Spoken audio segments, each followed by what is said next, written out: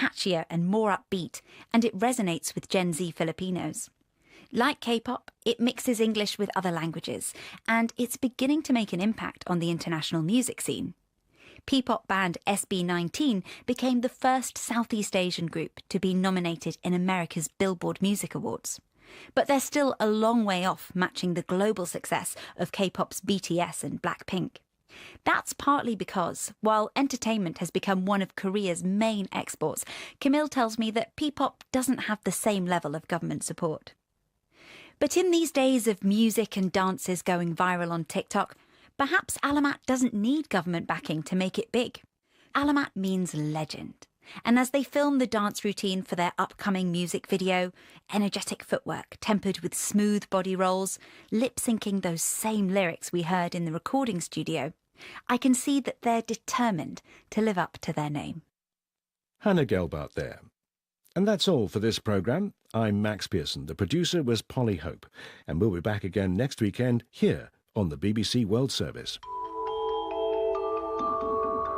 That was the BBC programme from our own correspondent. I'm Saroja Coelho. Have a great day. Well, good morning, Manitoba. I'm Marcy Marcusa. Thanks for joining us on 89.3 FM, 990 AM on the app or YouTube here on CBC. We have had serious news over the weekend, to say the least, with the smoke in the air in Winnipeg, you could tell. This morning, an air quality statement and advisory continues for northern Manitoba. The Paw, Cormorant, West Ray, Wanless, Flin Flon, Cranberry Portage and Grass River Provincial Park. So before we get into what's happening with the fire in Cranberry Portage, Heather Wellston with an update in a moment. Let's say good morning to the team and good morning to you and welcome to Monday morning. We're on air till 8:37 with your morning show. And Brad Lillies is behind the glass. Good morning, Brad. Good morning to Abby Adiyemi, who's also there in our control room. Abby covers the weather on the air and also is our technician on the program. Corey Funk directs the show and is also going to be covering the morning commute. And my name, as I mentioned, is Marcy Marcusa. So thanks for spending some time with us here. All right, let's get right into the fire situation. Heather Wells is in with an update on that and other news from our news center. Good morning.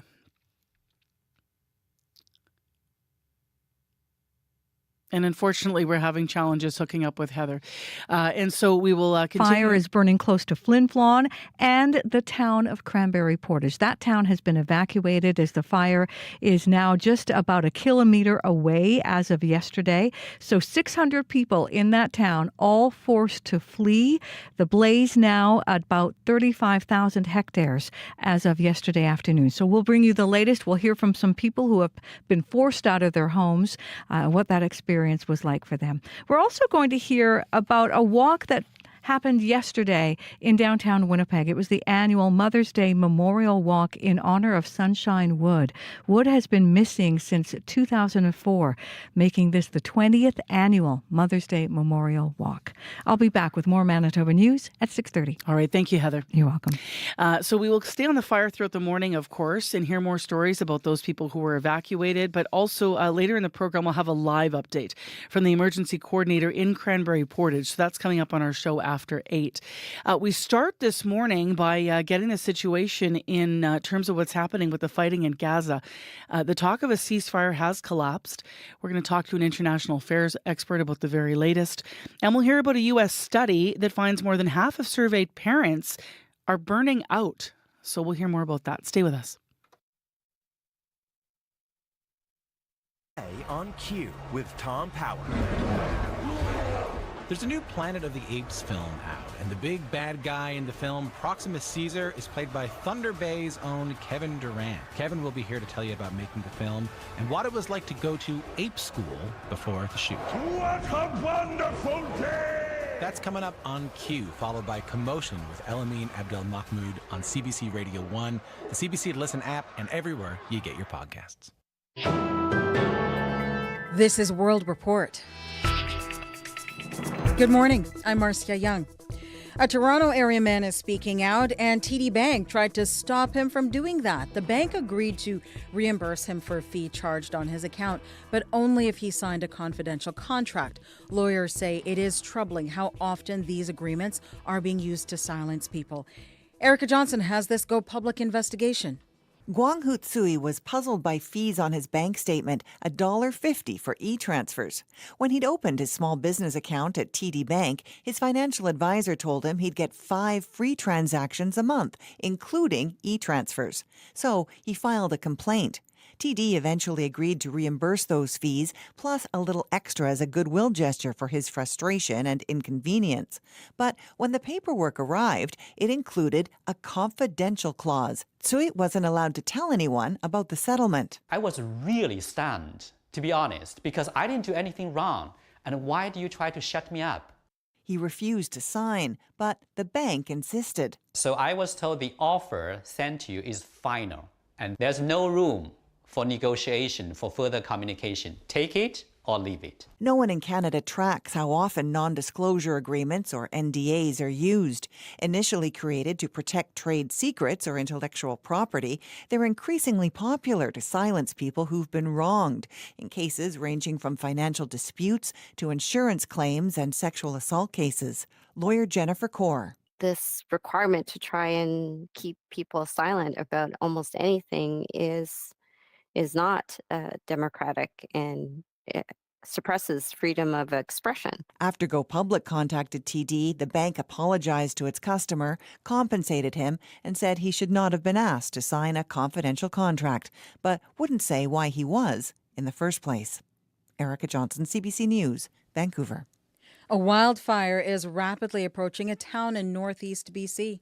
If you are still in Fort Nelson or anywhere in the evacuation order of the Parker Lake wildfire, I encourage you to leave. That is Cliff Chapman from the BC Wildfire Service. He says the Parker Lake wildfire could hit Fort Nelson as early as today. An evacuation order was issued on Friday. Thousands of people left over the weekend. As of yesterday afternoon, the fire was burning just 2.5 kilometers away from the town. Chapman says conditions will help the fire spread. The fuels are as dry as we have ever seen. The wind is going to be sustained, and it is going to push the fire towards the community.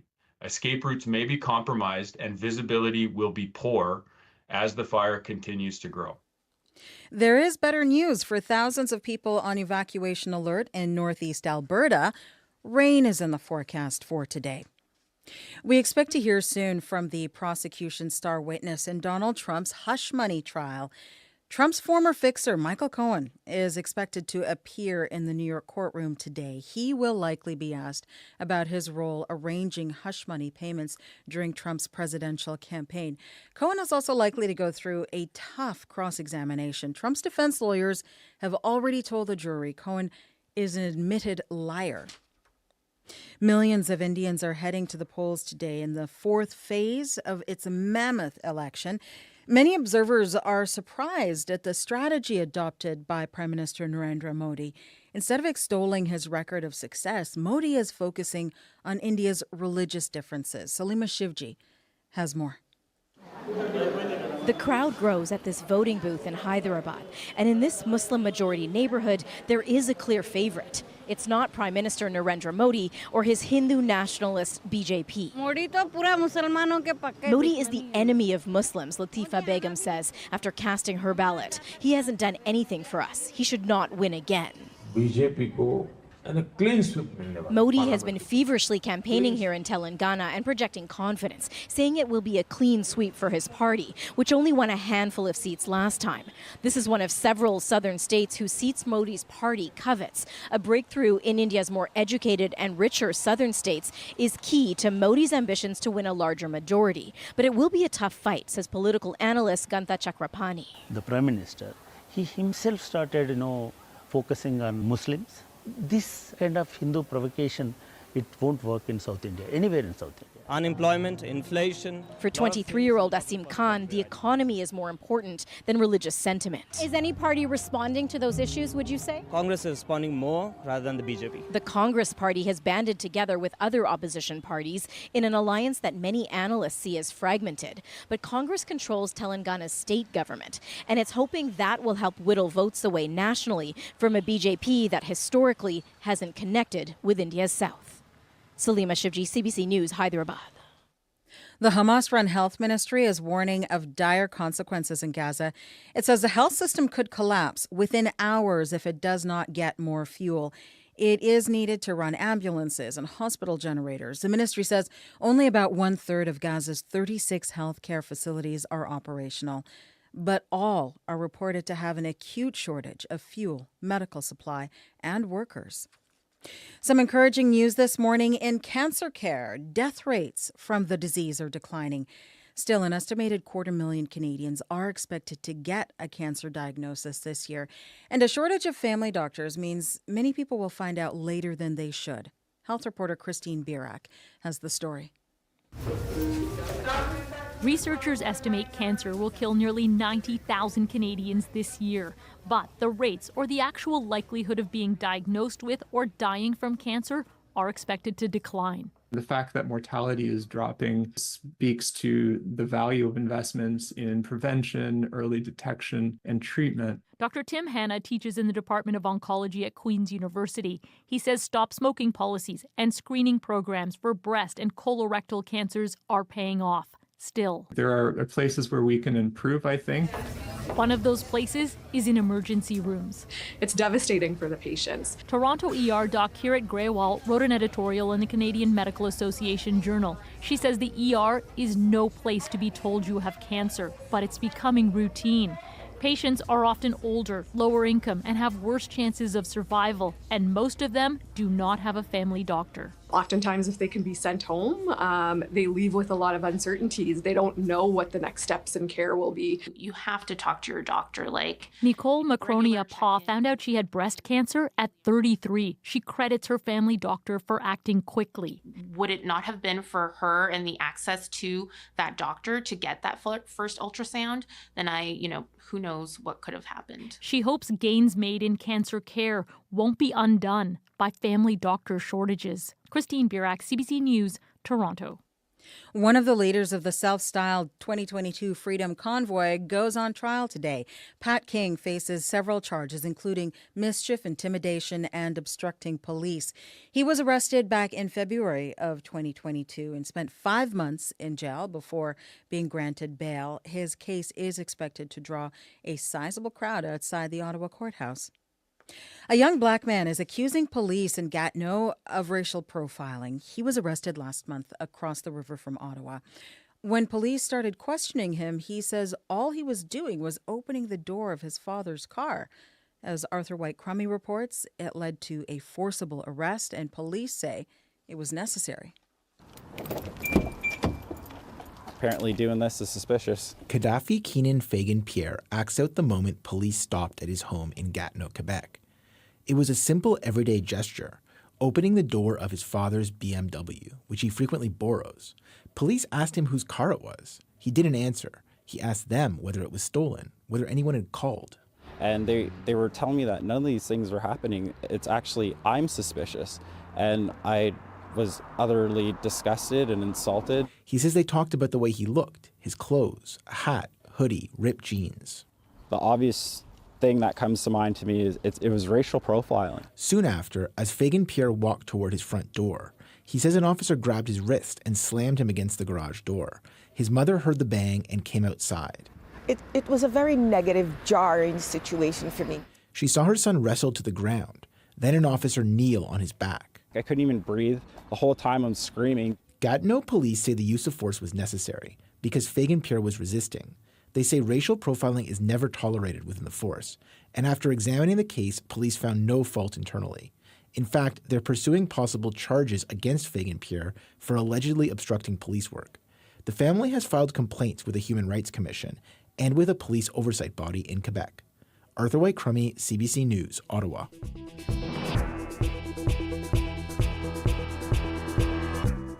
And that is the latest national and international news from World Report News Anytime at cbcnews.ca. I'm Marcia Young.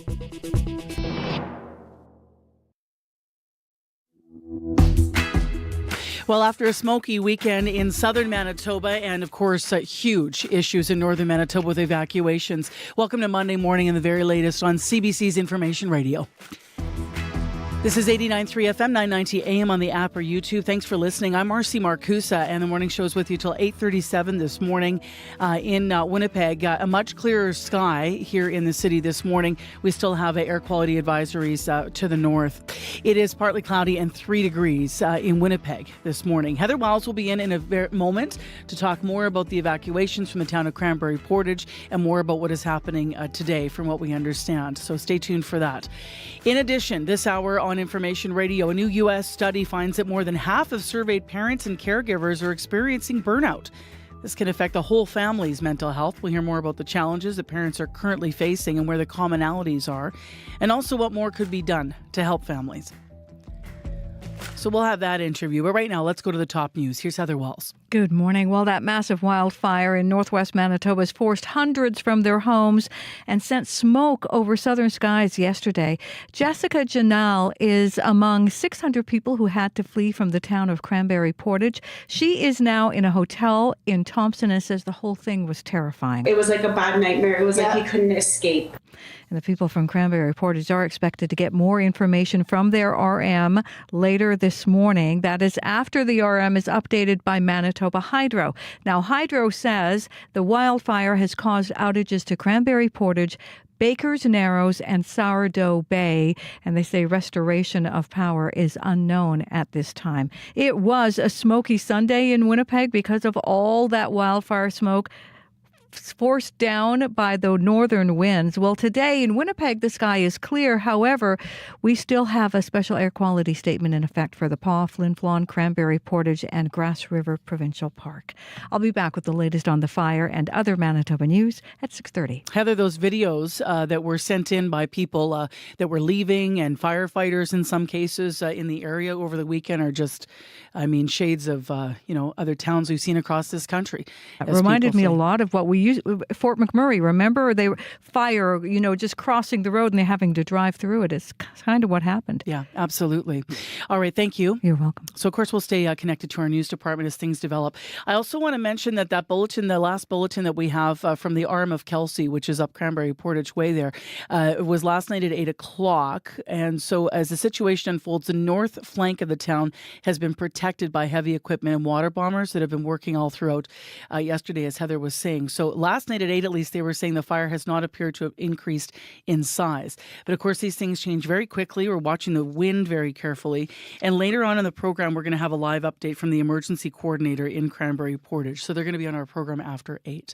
If you want to reach out to the show, though, if you're listening, maybe you're listening from Thompson, maybe you're in Winnipeg, maybe you've been evacuated from the community and you have a story to share, you can reach out to us live at any point this morning. Our 788-3205 line will take you to our listener line, and we can always call you back. But our live line is 780-0893. I just want to give you the control room. So when there's developing news, reach out and we'll talk to you. It is 6:13 a.m. Let's switch gears here and talk about the weekend that was and what today's going to be like in the weather. Good morning, Abby Yeti. Good morning, Marcy. Looking outside, 3 degrees, the sun making an appearance, and we can see a few scattered clouds just decorating the skyline. Also a chilly start to Monday morning. As we step out this morning, get ready to bask in some sunlight, and we're in for a delightful day ahead. Plenty of sunshine. Temperatures will gradually climb to a comfortable high of 15 degrees. However, you should keep an eye out for a mix of sun and clouds as the morning progresses, adding a scenic touch to your day. And as we bid farewell to the day, the skies will clear up even more, promising a serene and clear evening, and you can expect the temperatures to dip down to a low of 7. Now, we got this special statement from air quality statement from Environment Canada for several areas due to smoke from wildfires causing poor air quality and reduced visibility. Now, for folks in the Paw, Flin Flon, Cranberry Portage, you have a local air quality statement because of the smoke in the neighborhood, and it is important to know that this wildfire smoke can be harmful to everyone, especially those with, lung and heart disease, older adults, children, pregnant individuals, and even outdoor workers are at a higher risk of health issues due to the wild smoke. And so here's what you need to do. You just have to stay indoors or reduce your outdoor activities and monitor your health. Remember, health matters. For Winnipeg today, we're climbing to a high of 15 and we're currently at 3 degrees. All right. Thanks, Abby. You're welcome. It is 6:15 right now, and Corey Funk is also in. Good morning. Good morning. Yes, just a quick update on the highways. Of course, a lot of people probably in the Flin Flon area know this, but Highway 10, both directions from Flin Flon to the intersection of Highway 10 and Highway 39 is also closed right now, of course, due to those fires in that area. So if you are heading in that direction, you can't take Highway 10 into Flin Flon right now. That is the only major issue really out there on the highways. The roads here in Winnipeg, anywhere else, things seem to be running fairly smoothly. But if you see something else going on out there, give me a call on the CBC commuter line, 204-788-3093. I was going to ask you about Mother's Day just for a second, Yes. especially because you got a little guy and stuff. Yeah. Did you guys have a nice weekend? We did. We actually went out to the Narcissus Snake Dens Oh, yesterday. fun. Yes, yeah. And luckily the smoke cleared up to kind of get out there. Yeah. And Cal, little 1.5-year-old, saw his first real life snake. What do you think? Well, he talked a big game at first. Like he was like, snake, more snake. Like, I got him all pumped up. And then as soon as he saw the snake, he was kind of like, oh my gosh, these snakes are kind of weird. And then I'd put the snake down, we'd go, and then he'd be like, more snakes. And then I'd pick up another snake. He's like, yeah, it's a weird snake. I loved yesterday just being around Winnipeg. I went to visit my mom, and she was very cute. We just sort of made a salad and had a nice visit. But I loved driving around Winnipeg yesterday. I would drive across town to go see my mom, and just watching the people walk in and out with gifts and flowers and all multi-generations of people. My husband and I happened to be out for breakfast earlier in the morning and just surrounded by families. And it was just a nice feeling in the city yesterday as people honored their moms and their caregivers and those that they call mom. And I just thought it was really nice. So yeah, and the same thing out even at the snake dens. Maybe not what you'd think of for a Mother's Day outing, but lots of families out there just spending time together. It was nice. 6:17, time right now.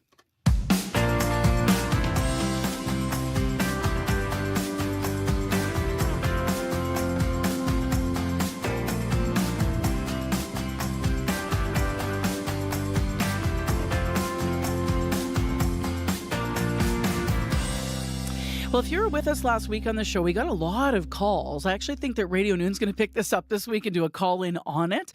Got a lot of calls because we had an interview about Canada Post, and we were talking about the viability of the Crown Corporation moving forward. Moshe Lander, who's a longtime economist, was arguing that there really isn't, in his opinion, a financial case to be made for Canada Post to continue delivering the mail because most people are just on email, if not other platforms, to get their information now.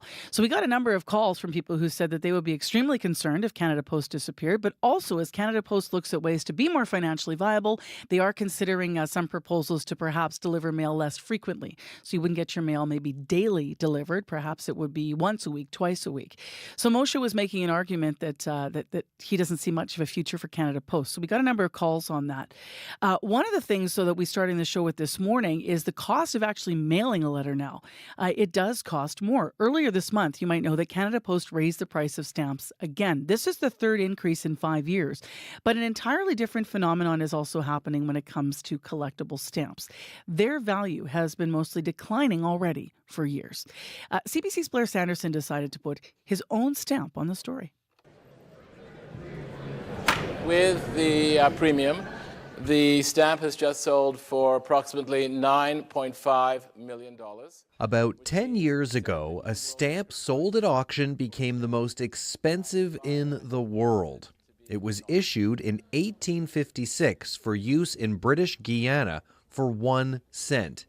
Now it's considered the most valuable object in the world by weight, something you might not even feel if you held it in the palm of your hand.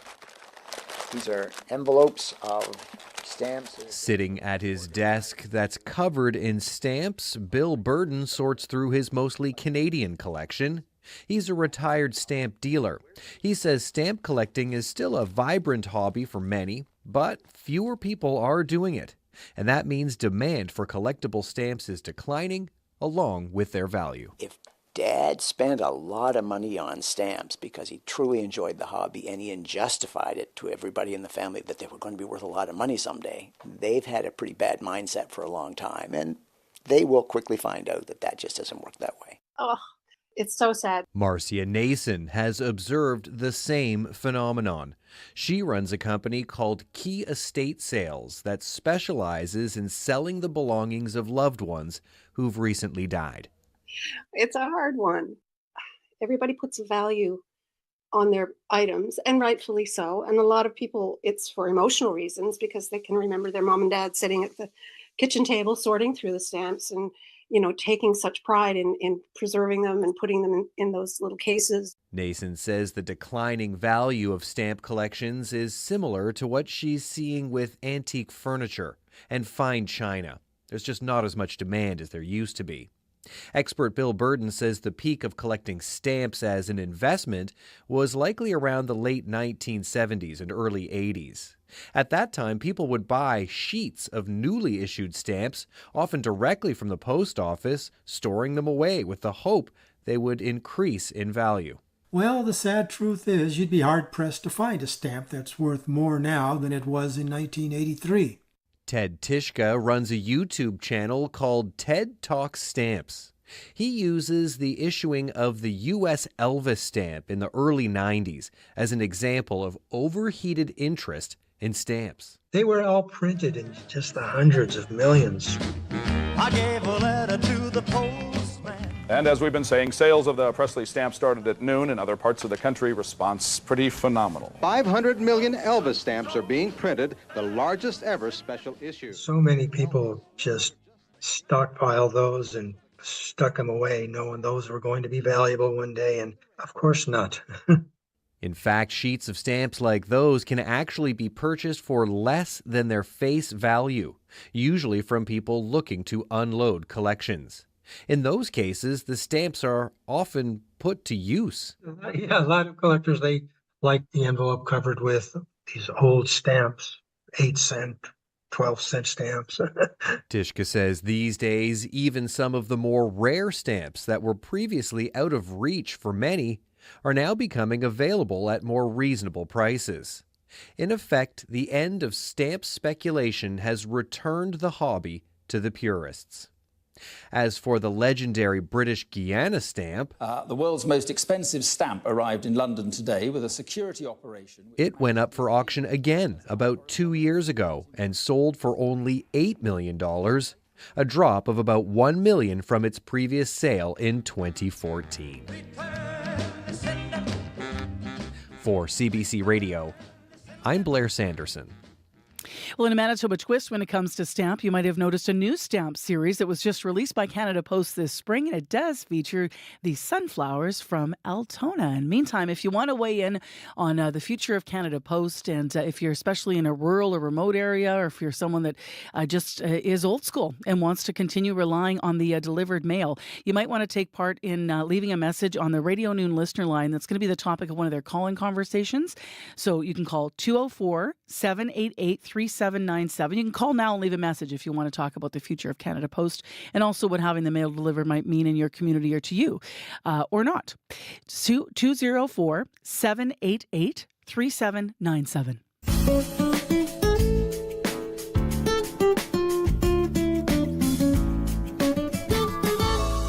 It is 6:23 a.m. It's partly cloudy and 3 degrees in Winnipeg, significantly less smoky here than it was yesterday morning. We're going to have a sunny day in Winnipeg and a high of 15, but that air quality advisory continues to the north with, of course, that huge fire at Cranberry Portage that evacuated hundreds of people over the weekend. Well, next on the program, there is no end in sight in the conflict between Israel and Hamas. Talk of a ceasefire has fizzled, and Israel is weighing an invasion of Rafah and Gaza. They continue to circle Rafah throughout the weekend. This is even as it faces increasing pressure from the United States not to do so. Now, thousands of Palestinians are on the move from Rafah, trying to find safety. And to talk about the situation this morning, Colin Robertson is with us, former Canadian diplomat and a fellow at the Canadian Global Affairs Institute. Good morning. Good to be with you again, Marcy. So update people who haven't been following this, especially through the weekend, on the latest on Israel's military operation in Rafah right now. Sure. Well, last week, the Israeli Defense Forces crossed the border crossing in Rafah, which is in the southern, almost extreme tip of the Gaza Strip down near Egypt, and had been the main route by which humanitarian relief was getting in. What their objective was to, as they said, take out Hamas, which they felt the main fighters were there with the hostages in tunnels under the city. Meanwhile, the city which is built for about 200,000 people, had about 1.5 million people living there, so they'd asked many of these people to move yet again further down the coast. So the Israeli Defense Forces continue their operations, and it's said to be fairly intense fighting, but there's not any reports yet about whether they've been able to eliminate their Hamas or rescue hostages. At the same time, there's reports today that there's fighting taking place further up the Gaza Strip near Gaza City. For people that missed what U.S. President Joe Biden said about Israel's military operation in Rafah, can you outline that and where it's at right now? Sure. Well, President Biden who's been deeply concerned about particularly the collateral damage. The number of civilians have been killed since the original Hamas invasion of Israel on October the 7th, but then the Israeli Defense Forces assault within Palestine or Gaza to remove Hamas. The death toll there is close to 36,000 people, and of course it's captured public attention every day on the news as we see the people being moved around. This tiny strip of people, which would be like a suburb of Winnipeg, with close to 2 million people that are being constantly sloshed around, and their situation is pretty dire. There aren't reporters there, so we rely on the relief agencies like UNRWA, which has been there really from the beginning back in the 40s, and Médecins Sans Frontières and the World Food Program, and they all come to the same conclusion that there's not enough food, there's not enough water, and the hospitals have shut down, so it's a desperate situation for the 2 million or so people who have been displaced 5-6 times now. What is the significance of the Friday vote that we saw by the UN General Assembly in respect to the Palestinian Authority? Well, I think it's a pretty fair indicator, a barometer of world opinion on what's going on.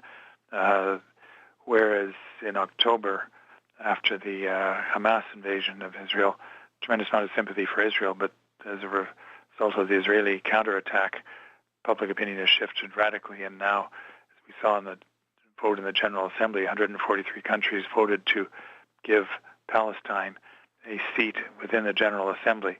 If they don't get a vote, that would depend on a vote at the top table. The UN Security Council and the the United States would veto that.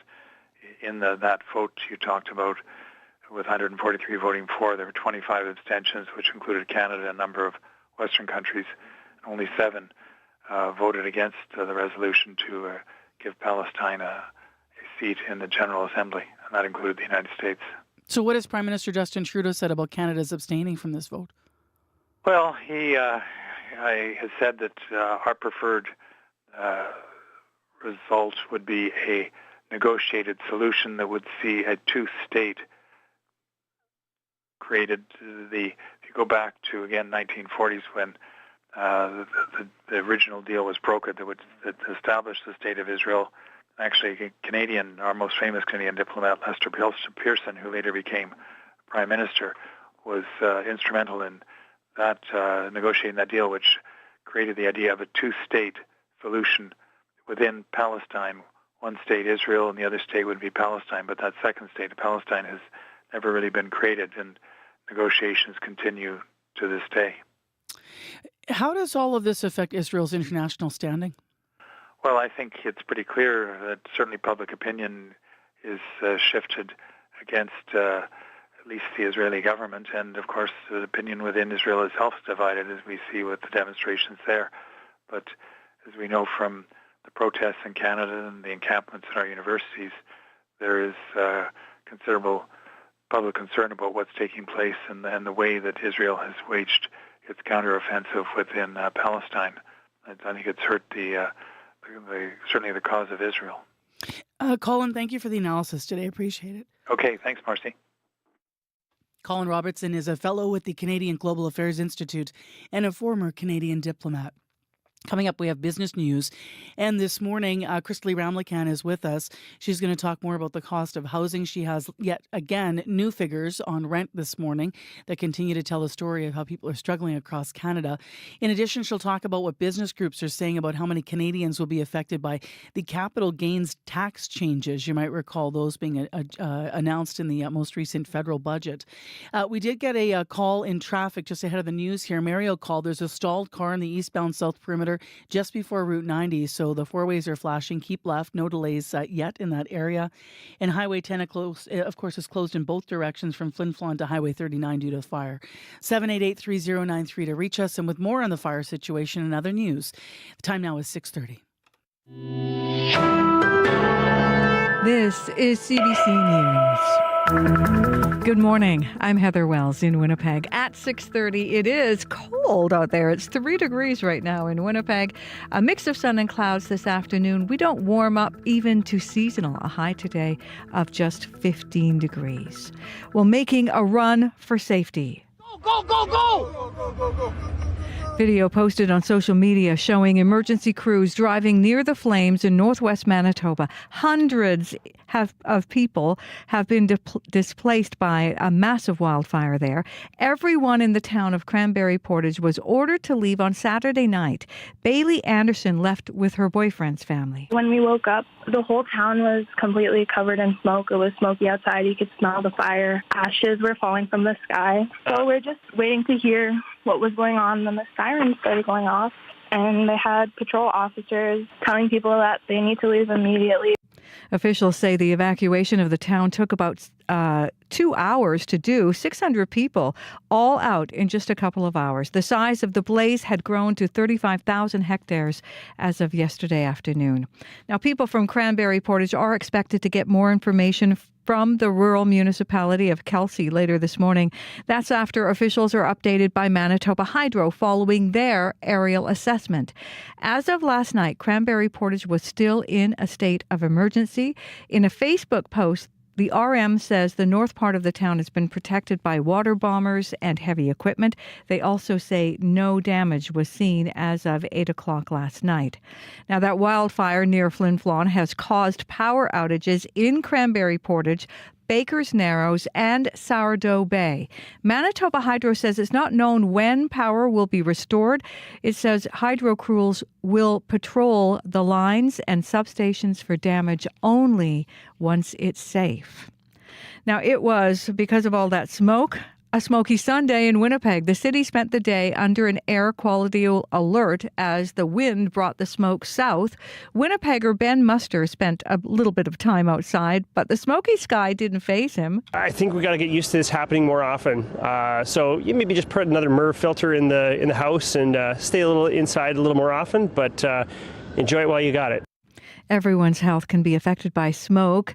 Especially at risk are people with lung disease or heart disease, older adults, children, pregnant people, and those who work outdoors. Now, emergency crews in northeast BC are preparing for a stepped-up battle against a wildfire there, approaching the town of Fort Nelson. The Parker Lake wildfire is more than 50 square kilometers in size. It's forced more than 3,000 people from their homes. Hundreds more are being told to prepare to leave at a moment's notice. Today's forecast calls for strong westerly winds in that area.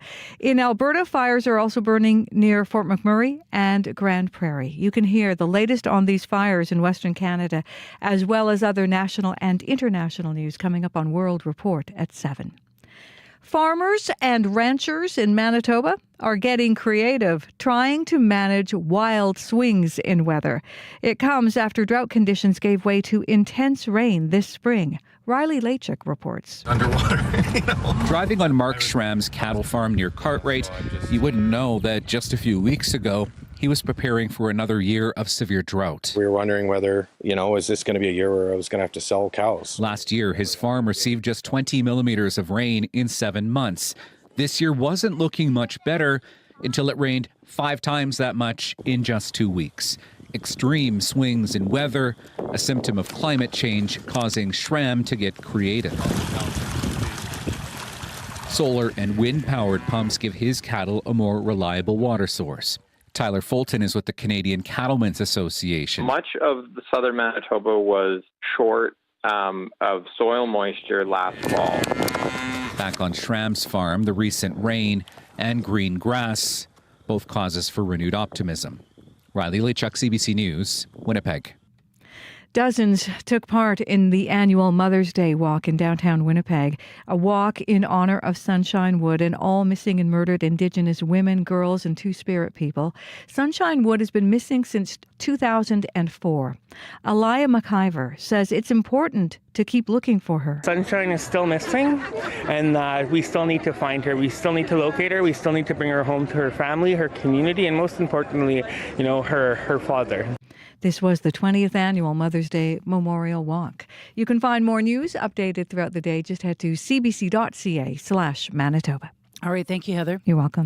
It was interesting. Yesterday, Abby, I was out walking St. Boniface Golf Course. We walked 18 holes in that morning smoke. And I'm really protective of my lungs. And I thought, okay, maybe I'm not going to be able to do this, especially after coming off being ill. But I think because the wind was pushing things around while it was crazy here down south and windy, it kind of moved it. It wasn't maybe hanging as heavy as it does other times, but it was some serious stuff. And right away, you could tell that this was not maybe just coming from other provinces, not to diminish that, but that something was going on right here at home, because it was just incredible. The way the morning sun, coming up just looked like that fiery ball of orangey red. Yeah, with the smoke in the sky. Yeah, it was like orangey red for sure. So what I noticed is you took, though, and shared with me, just before we get to today's forecast, you shared with me some beautiful pictures of the sky. So when was that? Because that was pretty clear. This weekend was actually beautiful. The sky, not just in Manitoba, but across board. Like in the evenings? Like what evening were those pictures from? It actually started from 5 p.m. while the sun was still up, because it was a solar blast. Last night? No, on Friday. Okay. It started on Friday, and up until this morning, it was active because of the presence of the solar blast. It was that geomagnetic storm happening up there just made that beautiful northern lights visible for a lot of people that have not seen it in a long time or looking forward to seeing it.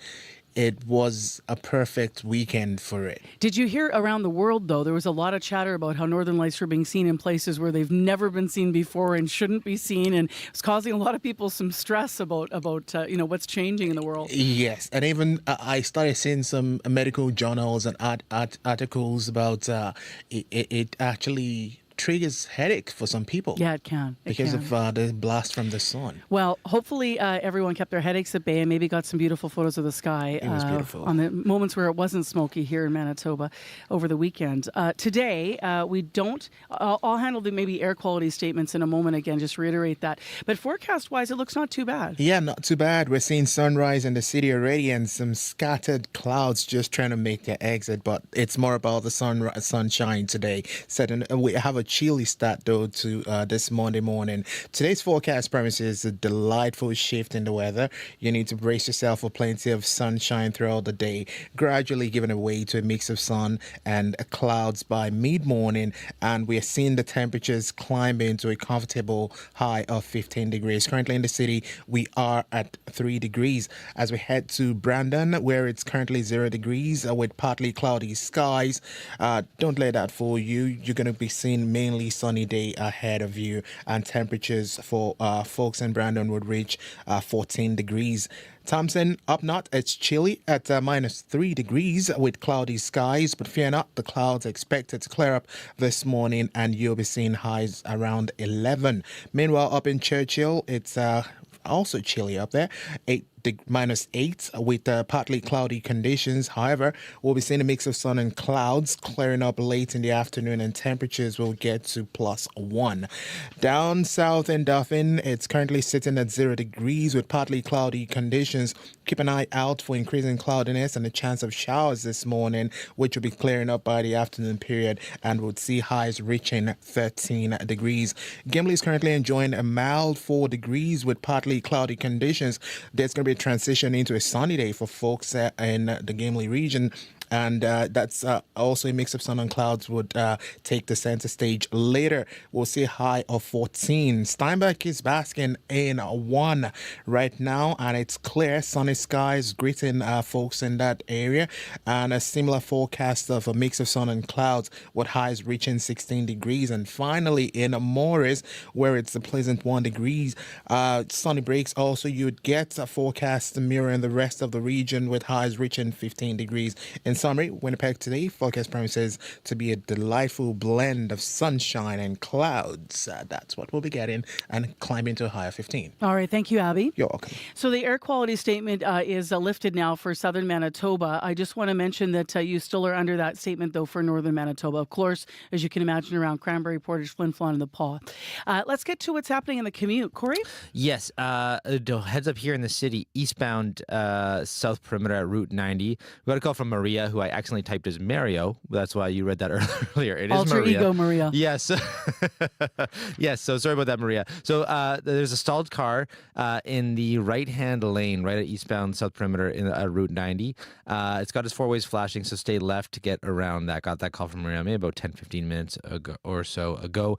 As well, as you can imagine, the Highway 10 around from Flin Flon to the intersection with Highway 39 is closed both ways right now because of the fire in that area. So you want to avoid that and reach out to authorities if you are traveling in that area before you head into there. If you see anything else going on, give me a call on the CBC commuter line. That number 204-788-3093. Thank you, Corey. Thank you. 20 minutes to 7 o'clock on your Monday morning. Time for business news with Chrysler Ramlakan, who's hooked up via Zoom. Good morning.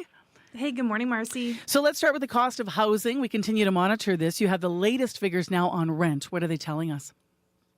Yeah, well, the average asking rent was up 9.3% last month compared to a year ago.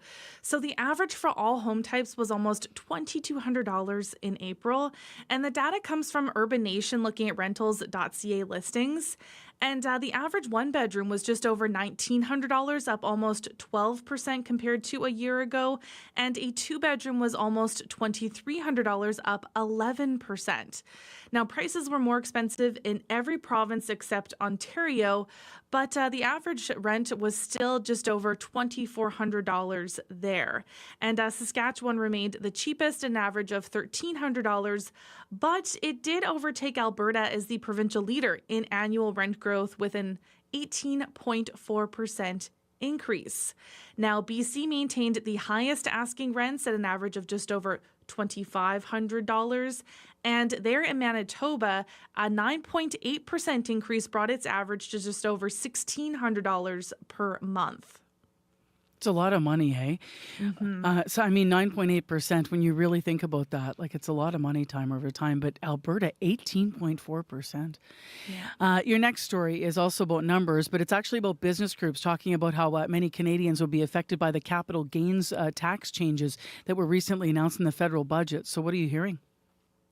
Well, the Canadian press is reporting prominent business groups are backtracking on their claim that 1 in 5 Canadians would be affected by proposed changes to capital gains taxation. So in a letter to Finance Minister Chrysler Freeland, the Canadian Chamber of Commerce and other groups said 1 in 5 Canadians will be directly impacted over the next 10 years by the tax hike. But the study that figure was taken from suggests otherwise.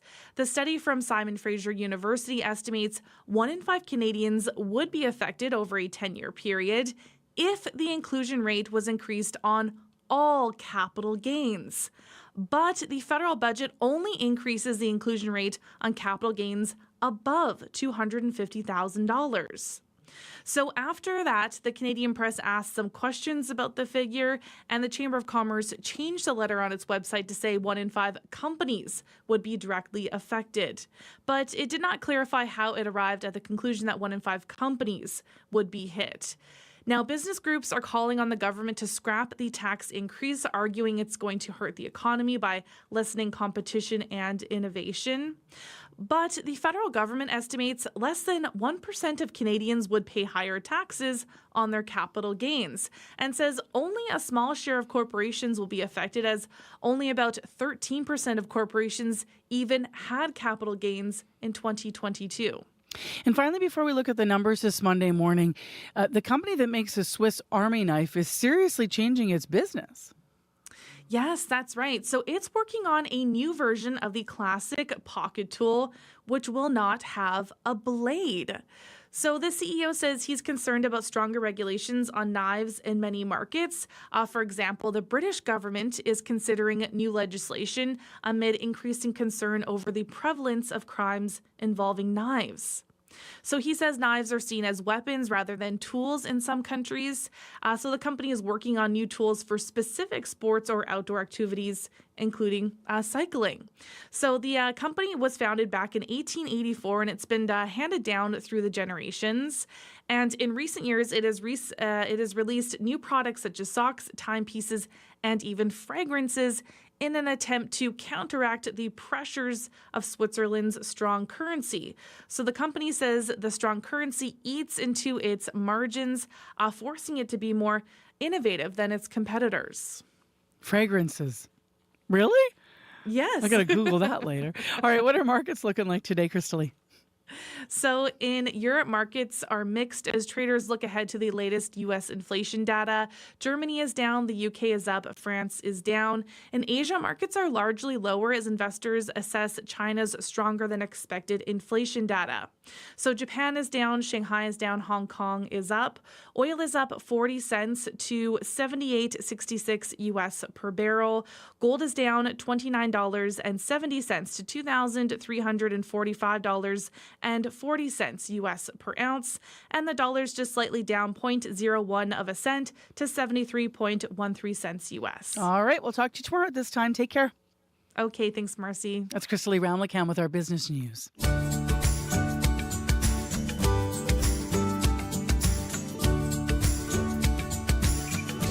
6:45 a.m. And I know yesterday when we opened the windows early in the morning in our home, man, you could hear the birds just going crazy, right?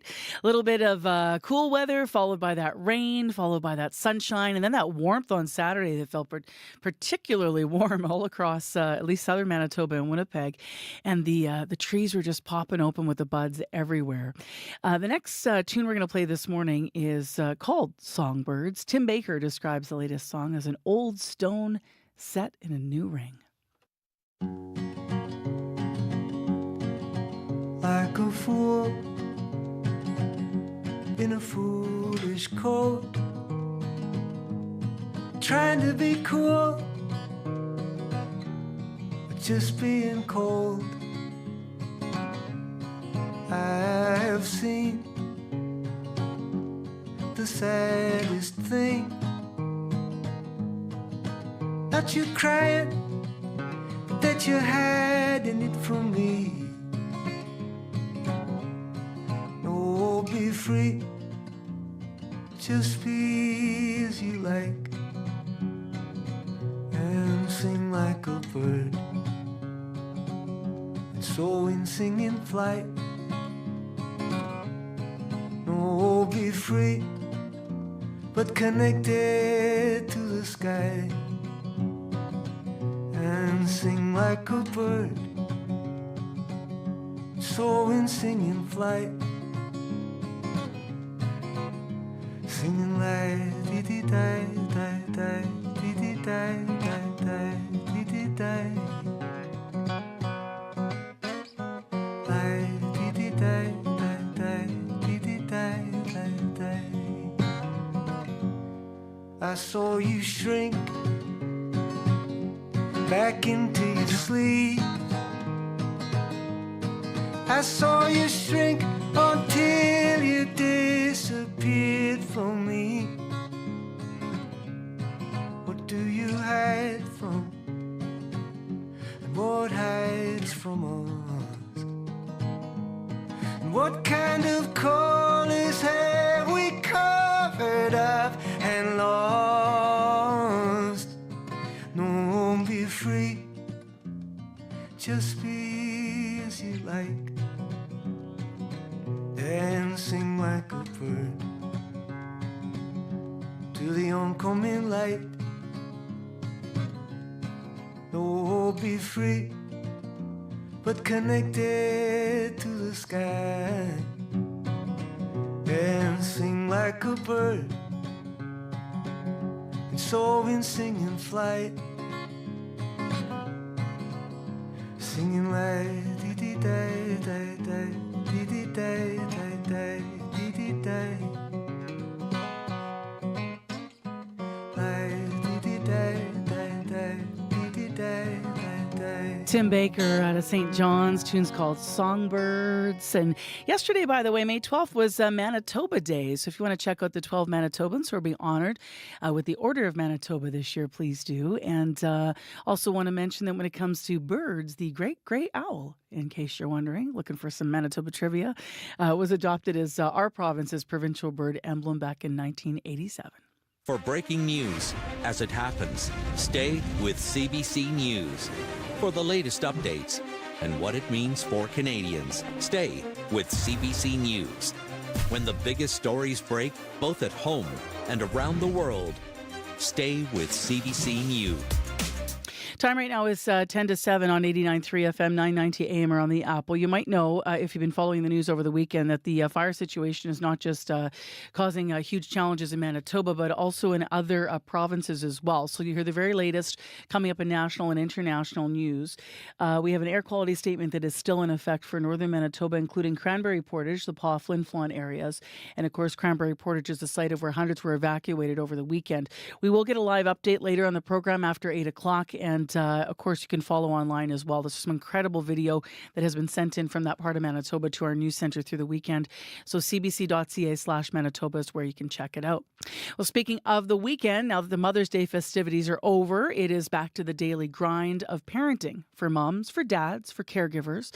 And the reality is that many of them are feeling pushed to their limits. There's a recent study out from the Ohio State University. It found that 57% of parents say they're burned out, in part due to the pressure to be, quote, the perfect parent. Joining us to talk about this is Joanna Seidel, founder and clinical director of Toronto Family Therapy and Mediation. Good morning. Good morning. So what do you make of the finding that more than half of the parents in this report say they're burnt out?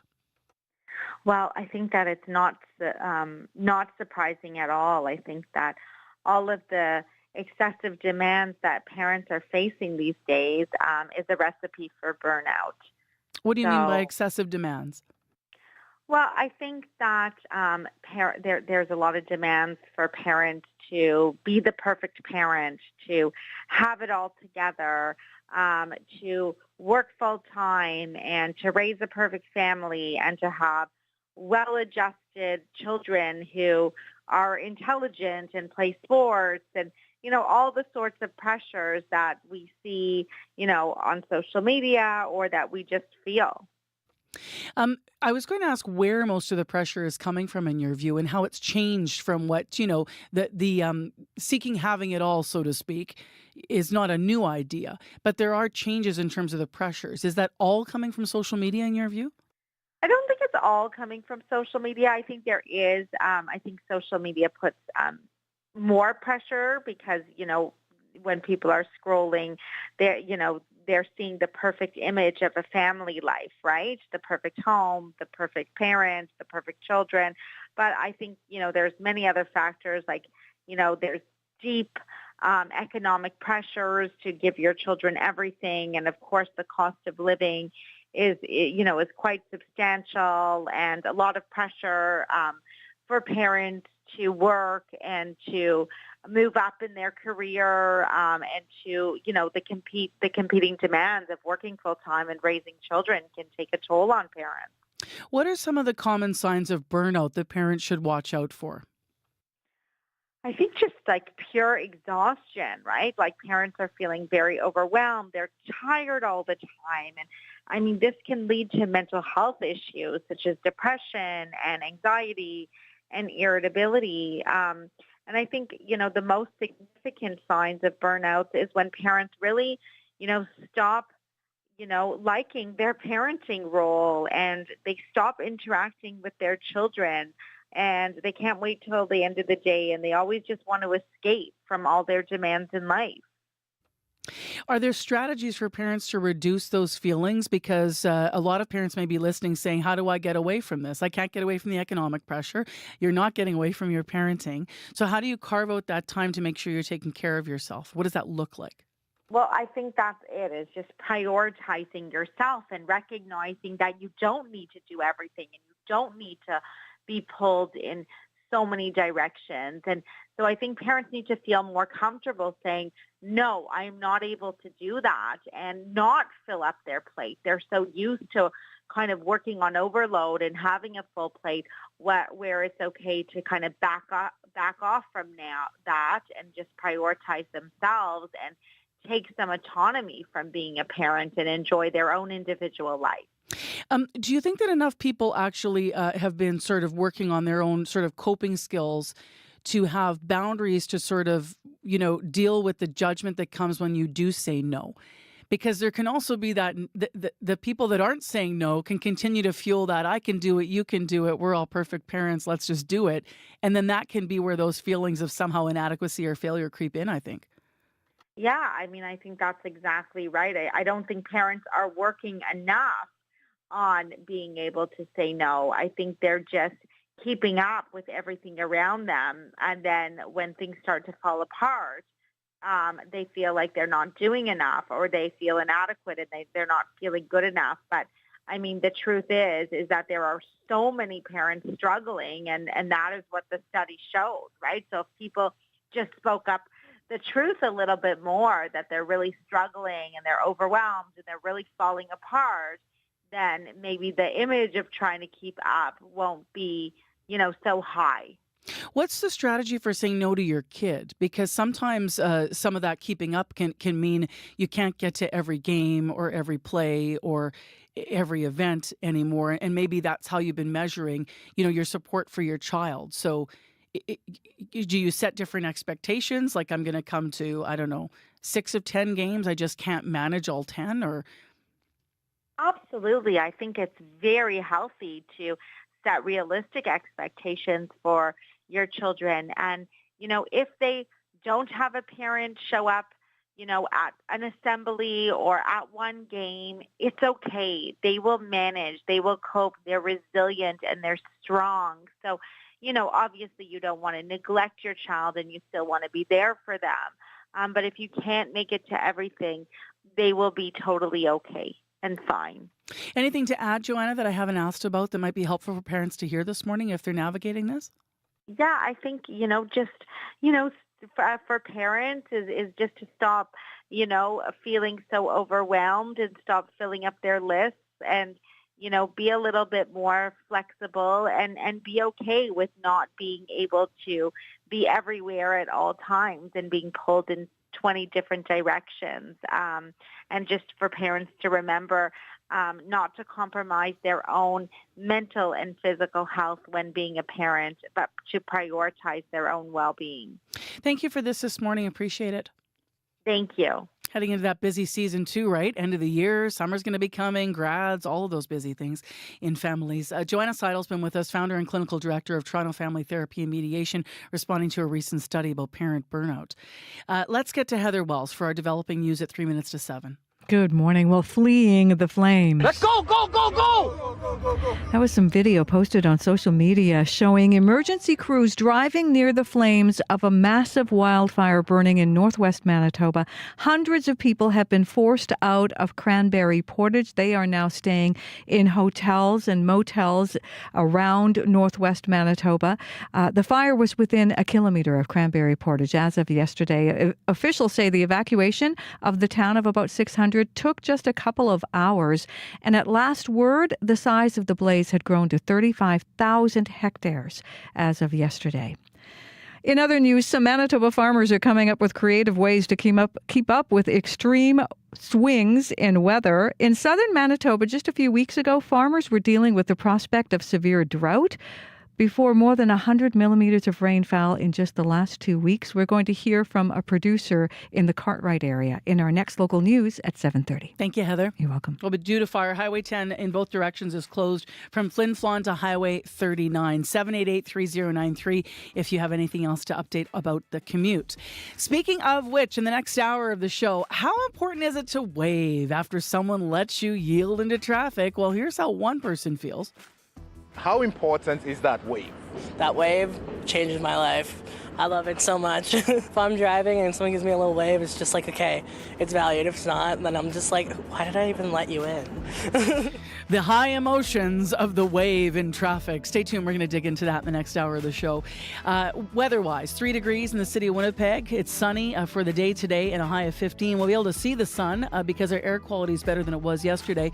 In northern Manitoba, though, there's still a special air quality statement that's been issued. It does include, of course, Cranberry, Portage, La Pas, and Flin Flon. In the next hour of the show, we also are going to talk about a woman who is retiring from her job. She loved it so much. She was 19 when she started. She's 82. She was teaching in this province for 63 years. Stay tuned. On The Current. I definitely felt like I'm not sure I can do this job. I'm not sure I can keep coming into work and seeing some of the things that I see. Hospitals across this country have had several chaotic years. Today, we visit one emergency room in downtown Toronto where doctors, nurses, and other staff are trying to create a sense of peace for themselves and for their patients. The Current with Matt Galloway. This morning at 8:37, 9:07 in Newfoundland, and on the CBC Listen app. This is World Report. Good morning, I'm Marcia Young. Across Western Canada, thousands of people are out of their homes or preparing to leave. Wildfires are threatening communities in British Columbia, Alberta, and Manitoba. And one of those fires could hit northeastern BC's Fort Nelson community today. The CBC's Sam Sampson is tracking developments. We moved 3,500 people in 6 hours with no notice. Rob Fraser has been on his feet for days. The mayor of the Northern Rockies Regional Municipality is trying to get everyone away from a wildfire burning near Fort Nelson, BC. Some residents chose to stay despite an evacuation order. Risky, since officials say the wind threatens to push the fire closer to homes. Ben Bulgeen is a fire behavior specialist with the BC Wildfire Service. The next 48 hours will be challenging, given forecasted westerly wind and extreme dry and volatile fuels in the area. As firefighters use helicopters to get near a fire burning 16 kilometers from Fort McMurray, Alberta, everyone in that city is on an evacuation alert.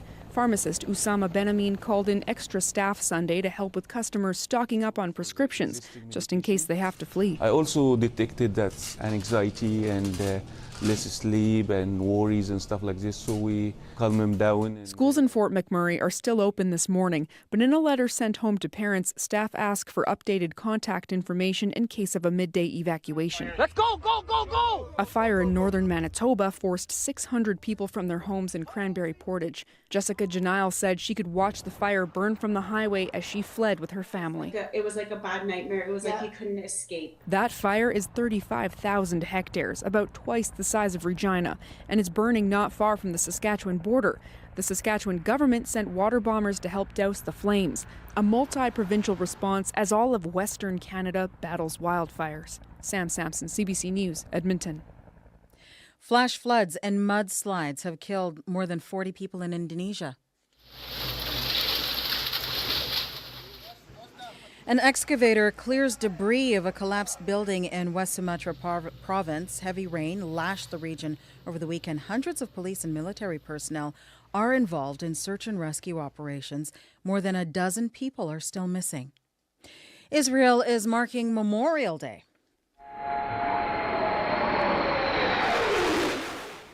A military flypast in Jerusalem marks the event to remember fallen soldiers and victims of war. And the annual event is taking on new meaning this year. While Israel is at war with Hamas, the CBC's Chris Brown is at the commemoration service. Typically, this is not a political event, but this year it is a day of conflicting loyalties for many.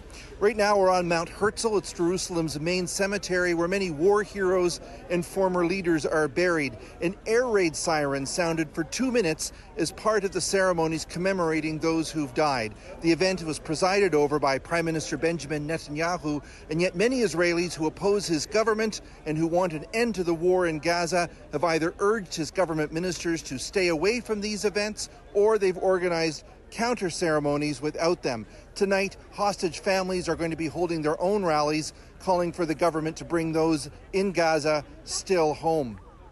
The leaders presiding over these events have cast the assault on Rafah in Gaza as essential for their war against Hamas. After 7 months, they argue they must defeat the remaining Hamas battalions, but at the same time, Hamas is proving to be very resilient. The IDF says Hamas has returned and reorganized in areas such as Jabalia, and in the last 24 hours, we've seen a flurry of rocket attacks on neighboring Israeli communities. The toll on civilians in Gaza continues to be catastrophic. The UN says 300,000 people have now been displaced from Rafah as hospitals have shut down and are unable to cope with the casualties that are coming in. Chris Brown, CBC News, Jerusalem. We expect to hear soon from the prosecution's star witness in Donald Trump's hush money trial. Trump's former fixer, Michael Cohen, is expected to appear in the New York courtroom today. He will likely be asked about his role arranging hush money payments during Trump's first presidential campaign. Trump's defense lawyers have already told the jury Cohen is an admitted liar. A trial begins today for one of the most notorious convoy leaders, Alberta's Pat King. Janice McGregor has the details.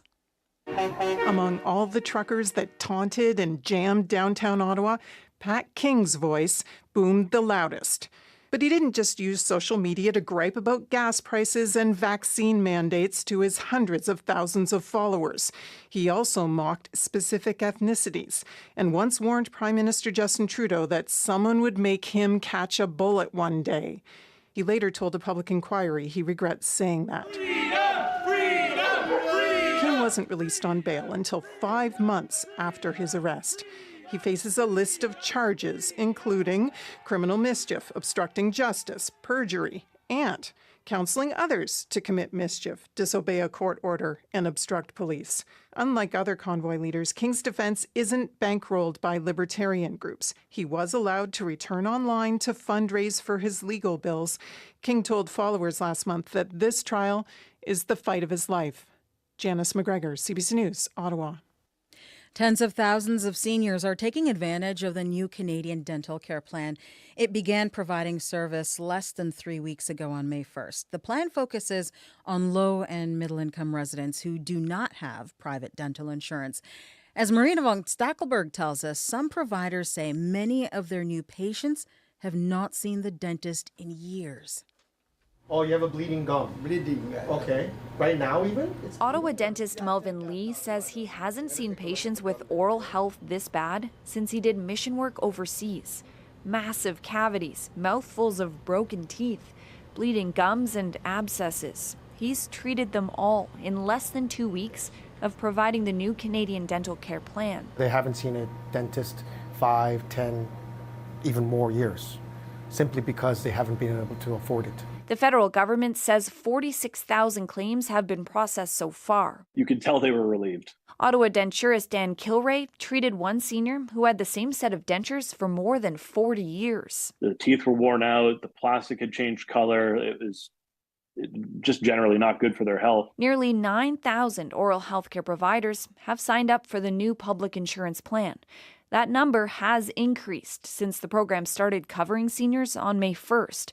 But most dentists have still not registered. Their associations say Ottawa requires them to agree to terms and conditions other insurance programs don't. Dr. Carlos Quinones is an expert in dental public health. There seems to be a sense that we are moving in the right direction with respect to discussions with the federal government. Quinones says as the plan continues to roll out, he hopes support from dentists will grow.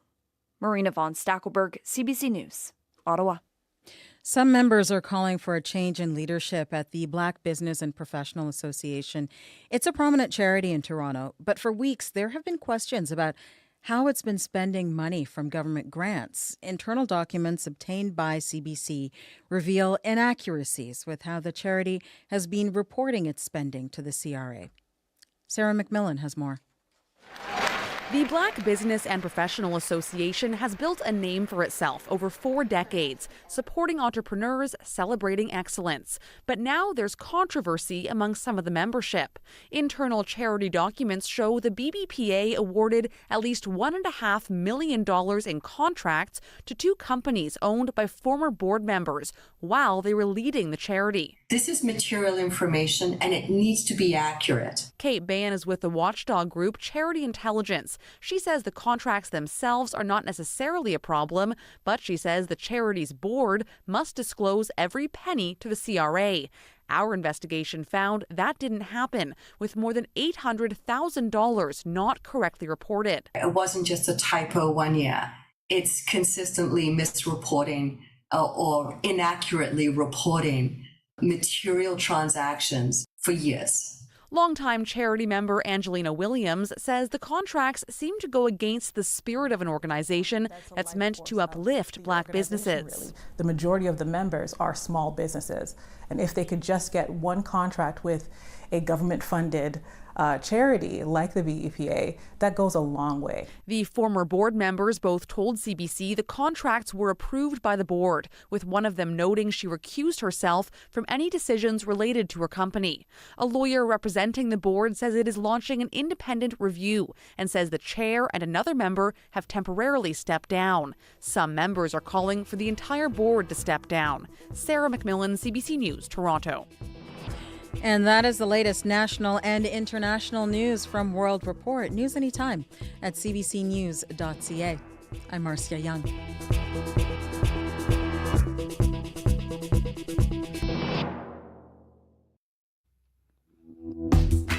Good morning, Manitoba. I'm Marcy Marcusa. This is Information Radio. We're live in downtown Winnipeg, where we can actually see the bright sunshine this morning instead of a big bright ball of orange. Thanks for being with us on CBC. Well, speaking of which, this hour, fleeing that out-of-control wildfire in Cranberry Portage. To be honest with you, I got everybody else packed except for myself, but I forgot my luggage. And I made sure that the dog was coming with us. We had to do what we had to do, and as long as we were together, it was like the material things are things that we can replace. As long as we had each other, that's all that we thought about. We just needed to get out of there. Hundreds are out of there, evacuated from their community. We'll get the very latest from the news in a moment, and we'll hear this hour how 2 families left their home behind to find safety. Stay with us. This is Information Radio, live in downtown Winnipeg on 89.3, 990 AM on the app or YouTube. Here is Heather Wells with the latest in the wildfire. Good morning. Yes, that massive blaze burning near Flin Flon and just a kilometer away from Cranberry Portage sent smoke all across Manitoba yesterday and sent 600 people fleeing the flames.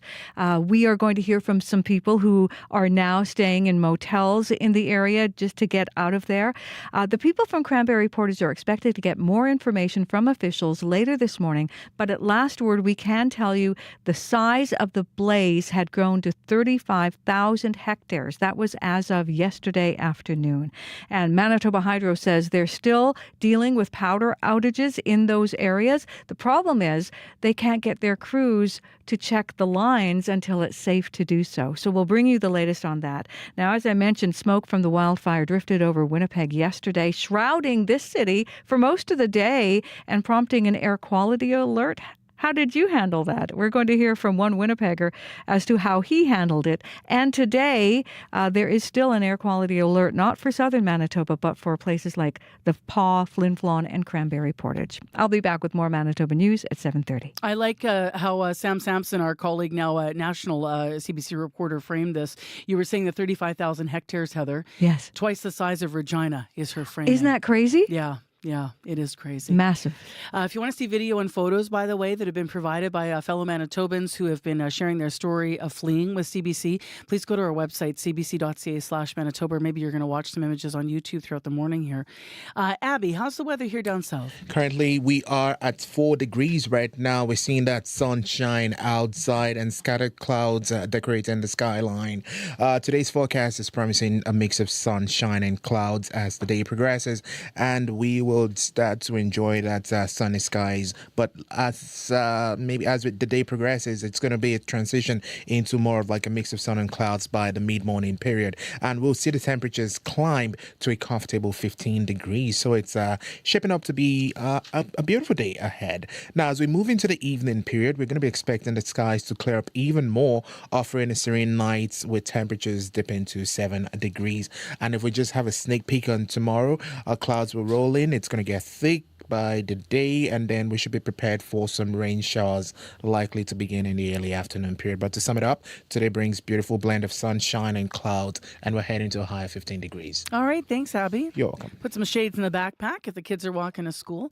Corey Funk, how is the commute? Yes, just got a call from Jill. Northbound St. Mary's, just before Enseld, there is just a very small lane closure for construction for like a couple seconds. So all of a sudden you find yourself having to merge left, and that's kind of some folks off guard. She said things are merging okay so far. People are zipper merging, but as traffic picks up, that might catch you off guard.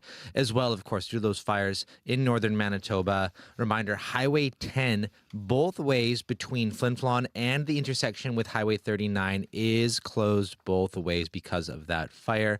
So heads up there if you are in the area. If you see anything else going on, give me a call on the CBC commuter line. That number 204-788-3093. Thanks, Corey. Well, Thank you. Corey gave us the in to mention one more thing that's happening at 7:40.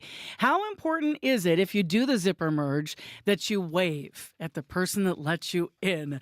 Created quite a firestorm of conversation here last week when we were talking about it on the show. We'll hear what you have to say about it still ahead.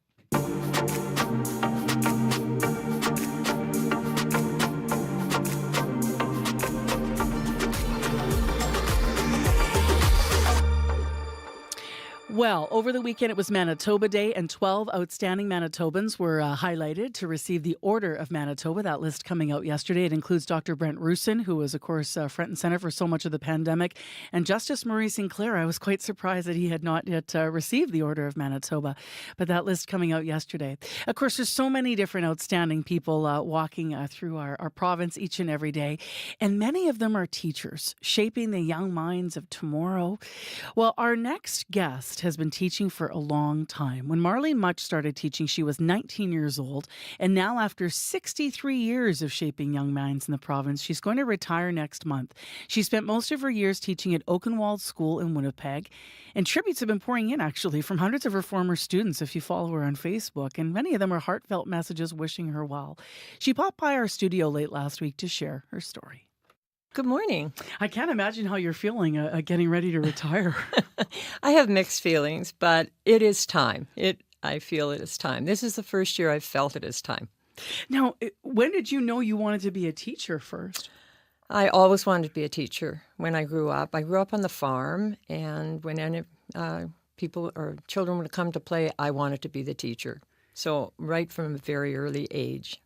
So what part, were you in Manitoba then? Yes. Yeah. So you spent your whole life and career here in this province? Yes. Yeah. Teaching people. Yes, in playtime or in real life? Yeah.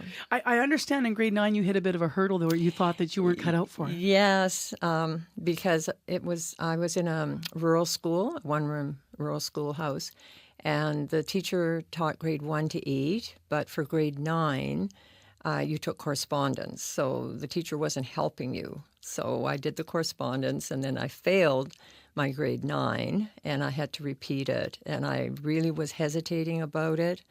But my dad said, "You always wanted to be a teacher. Try it again." So I redid correspondence in grade 9, and then I went to a village school and had somebody teaching me, which made it much easier. What part of Manitoba did you grow up in? Around Clanwilliam, Erickson, Minnedosa area. Yeah, to the southwest. Right. Yeah. What did failure teach you about teaching, or how did that come to help you in your career in teaching? Well, I think when you're teaching yourself and you're in grade 9, it's a very difficult thing to do. So I guess I learned from that it's when children are struggling, how I felt and how they must feel as well. What was your first job like? My first job was Oakleaf School, and it was just out of Riding Mountain, and it was a one-room rural schoolhouse, grade 1 to 8, and in those schoolhouses, you were the teacher, the principal, the secretary, the custodian, and we had a stable on the school grounds. So a number of the children came with horses, so you were expected to help them with getting them into the barn. And it was an amazing experience. It really inspired me more that I really wanted to be teaching. I was there for 2 years. Community was awesome. The things that when you think about yourself as a, as a 19-year-old becoming a teacher and now today, what are the things that you've loved about teaching that have not changed? One thing that hasn't changed is the enthusiasm and with the students. They get so excited, like when they learn to read or they understand a math problem, or you get really excited about things you do. Like I like to hatch eggs, chicken eggs, duck eggs, turkey eggs, geese eggs, and hearing the children cheer as they come out of the shell, or getting excited when I also hatch butterflies. And just this last week, we actually had one hatch and we released it, and the children cheering, and I brought a goat to school. They get very excited about those kinds of things. Never gets old. No.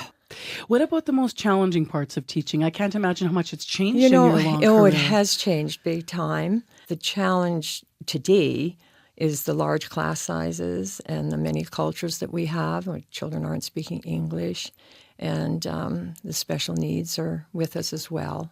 So today it has become way more challenging, I feel, than when I started at 19. I'm just curious what your advice would be if someone's thinking, maybe I'll get into teaching, but I'm not sure, because it is stressful. Yes, especially after COVID, we talked so much about that. It is stressful, but it's extremely rewarding too.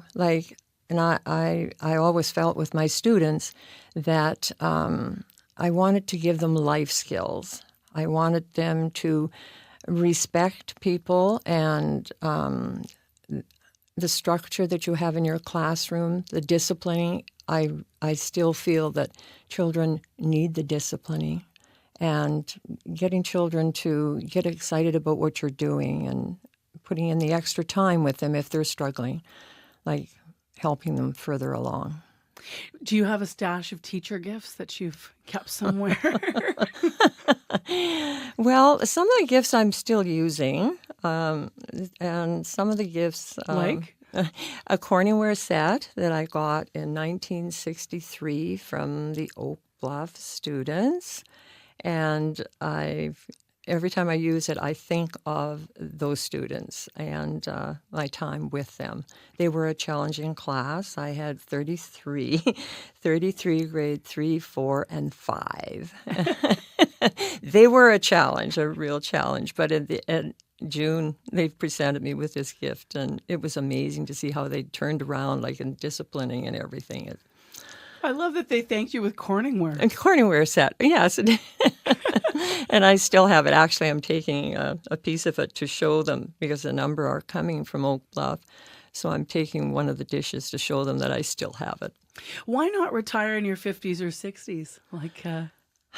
I was enjoying it so much. And then when I turned 65, I felt I can't do this any longer.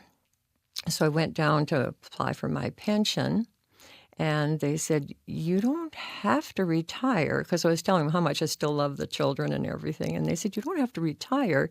You could reduce your time. So I said, oh, that's a good idea. So I went back to the principal, and he said, that's a good idea. And Pembina Trails okayed it. So I've really appreciated being able to have, and then I reduced it to 1 day. So I'm only 1 day a cycle now. Yeah. So, I mean, it was amazing how it all fell into place, because I really wasn't ready to retire. And then being allowed to just do the 1 day or the 2 days, it was great. You've alluded to your retirement party. What's it going to be like? I think we have 160 people. We had to stop because the venue, it's at the Holiday Inn, and the venue wouldn't hold any more people than that. So, well, it's really nice to celebrate you, and through you to celebrate all the teachers that do such hard work in this province, day in and day out. Yes, it is, and you don't really realize how, at the end of the day, you're so tired, but you sit back and think of the children and how they, a smile or a laugh or just them appreciating a hug they give you when they're leaving. So it's amazing. Did you go by Mrs. Much in the classroom? Yes. Mrs.? Mrs. Thank you, Mrs. Much. Okay, thanks a lot. Congratulations on your retirement. Thank you. Marlene Much is retiring as a teacher this June after 63 years on the job. And she did a little bit of math. She figures she's taught nearly 2,000 children over her career. Maybe you're one of them. Shiny metal, open up. Pour the water from my cup. Don't you wanna feel the sweetest touch again? It's never ending, never ending. All the ways you move around, satellite and solid ground. I never question what it's all about there. I'll be here for what it's worth. Don't waste time on insecure. Might need too much, but I need nothing to love you. To love you. To love you. I need nothing to love. Need nothing to love you. To love you. To love you. I need nothing to love.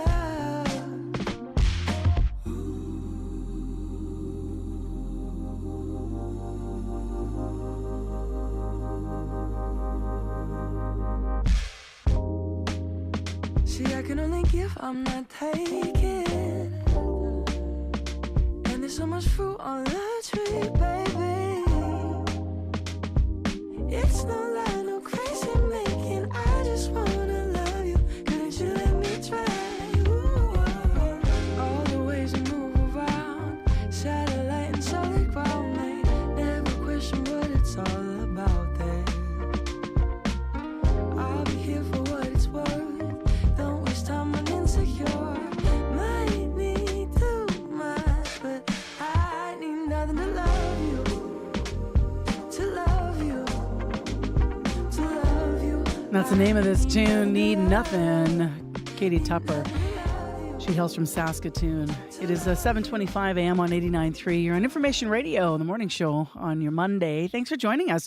Hopefully you had a nice weekend. Maybe you did a little celebrating with the family for Mother's Day. Out there, it is sunny this morning. We can actually see the sun today. It's not an orange ball, but it does feel still a little hazy in a way. We do not have an air quality advisory, though, issued for here in Winnipeg. It is 4 degrees in the city. It's time for morning sports. Scott Reguer joins us. Hello. Hey, Marcy. Let's start with football. What stood out for you from day one of Bombers training camp? Well, I mean, general excitement, obviously, before poor air quality got the best of things, leading the morning session to be delayed. Then the afternoon was initially moved indoors before ultimately taking place outside at Princess Auto Field. This is all due, of course, to the wildfire smoke from northern British Columbia. Despite all of the changing schedules, head coach Mike O'Shea, Marcy, was keeping things in perspective.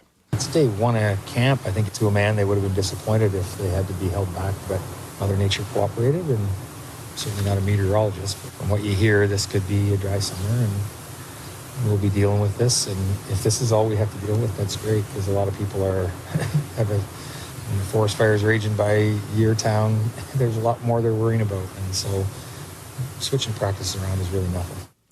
The CFL and Players Association have a joint policy that any air quality health index reading of 7 or above will halt all outdoor football-related activities. Yesterday's index peaked at 10 plus. Today's forecast, Marcy, looks much better with peaks at 2. Yeah. One area to keep an eye on as camp continues today, the offensive line. The departures of Jamarcus Hardrick and Jeff Gray have opened up at least 2 spots, while an injury to veteran Pat Neufeld could have a 3rd spot available. So practice this morning, 10 o'clock start time. Yeah, and it should be better today. And the fire, wild smoke is, I know you said northern British Columbia, but of course this is our wildfire in Cranberry Portage, which is just 3 hours south of Thompson. So, I mean, it was really thick here yesterday. Meantime, in hockey, Toronto has a chance to earn a spot in the PWHL final today. Yeah, and Kristen Campbell, the Brandon native, Marcy's had a big deal to play in all that. They're up 2-0, Toronto over Minnesota, and each of the first 2 games, both in Toronto, Campbell had shutouts. She has yet to be beaten in this postseason. So a chance for Toronto to sweep things in Minnesota this evening. Star forward Blair Turnbull is anticipating a hostile environment. We've been lucky that we're a team that's played in games with big crowds this year, and the crowd we played in front of at the Bell Center was certainly not cheering for us. So I think we're prepared when we get to Minnesota to expect the same thing, and I think we'll channel it as motivation. Personally, I love when people cheer against me. I love kind of being in that underdog situation and trying to silence the crowd a bit. So it's something that I think we're looking forward to. And that game will be shown this evening at 7 Central Time on TSN. And over the National Hockey League now, where Vancouver continues its surprising playoff run. Yeah, after a narrow win at Edmonton last night, Marcy, the Canucks lead the series over the Oilers 2-1. Vancouver's key player has been their third-string rookie goalie, Artur Silovs. He made 42 saves last night while getting help from his posts on 4 occasions. Asked if he was impressed with the young Latvian Silovs, Oilers superstar Leon Draisaitl wasn't exactly gushy. Well, post is not good goaltending, but yeah, we can certainly do a better job of bearing down and capitalizing on our looks. I think we got enough guys in here that can put the puck past them, showing it so far. We just got to be a little cleaner and look to bear down a little bit more. Under the heading of sour grapes, Leon Draisaitl. The Oilers, whose own goalie is Stuart Skinner, Marcy, has not been very good, are considered by most Canada's best shot at a cup. They're clearly feeling the pressure. Meantime, the Canucks, they're in a far lighter frame of mind. When asked about playing in the Alberta capital, defenseman Nikita Zadorov offered this. It's pretty much nothing else to do in that city except watch hockey. So, I mean, that's why they love their team for sure and supporting them so hard. Oh. Maybe Zadorov should check out the incredible river valley that surrounds downtown Edmonton. It's an easy way to get lost in nature, something Zadorov would be wise to do after those comments. I think so. All right, thank you. You bet. It is right now.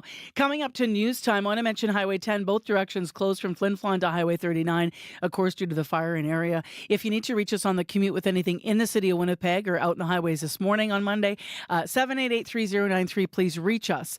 We are going to talk driving after the news because we asked Winnipeggers if a wave of appreciation, just a little wave to the driver behind you when you yield into traffic, do you need that or not? CBC's Abby Adeyemi went out to find out. That's after your CBC Winnipeg News. This is CBC News. Good morning. I'm Heather Wells in Winnipeg at 7:30. A bright but chilly start to Monday in Winnipeg. Right now we are at 4 degrees. We're headed to a high of 15 in Winnipeg this afternoon. Well, fleeing the flames. Go, go, go! Go, go, go, go, go, go, go! He's ranking up, boy. Be careful on this. Holy! Oh! Video on social media showing emergency crews driving near the flames in northwest Manitoba. Hundreds of people forced out of Cranberry Portage by a massive wildfire. Evacuees stuck in hotel rooms now say there needs to be better protocols for dealing with wildfires. Jessica Janil is among the hundreds who were forced out of Cranberry Portage. She's now in a Thompson motel with other evacuees. This is terrifying. We're in northern Manitoba. We're surrounded by fires. We're surrounded by deep, thick bush that it goes up in flames instantly. We need more resources up here. The fire was within a kilometer of Cranberry Portage yesterday. Janelle says the town has seen some close calls in the past, but nothing like this in more than a decade. Among those on the move because of the wildfire are hundreds of Frontier Collegiate students.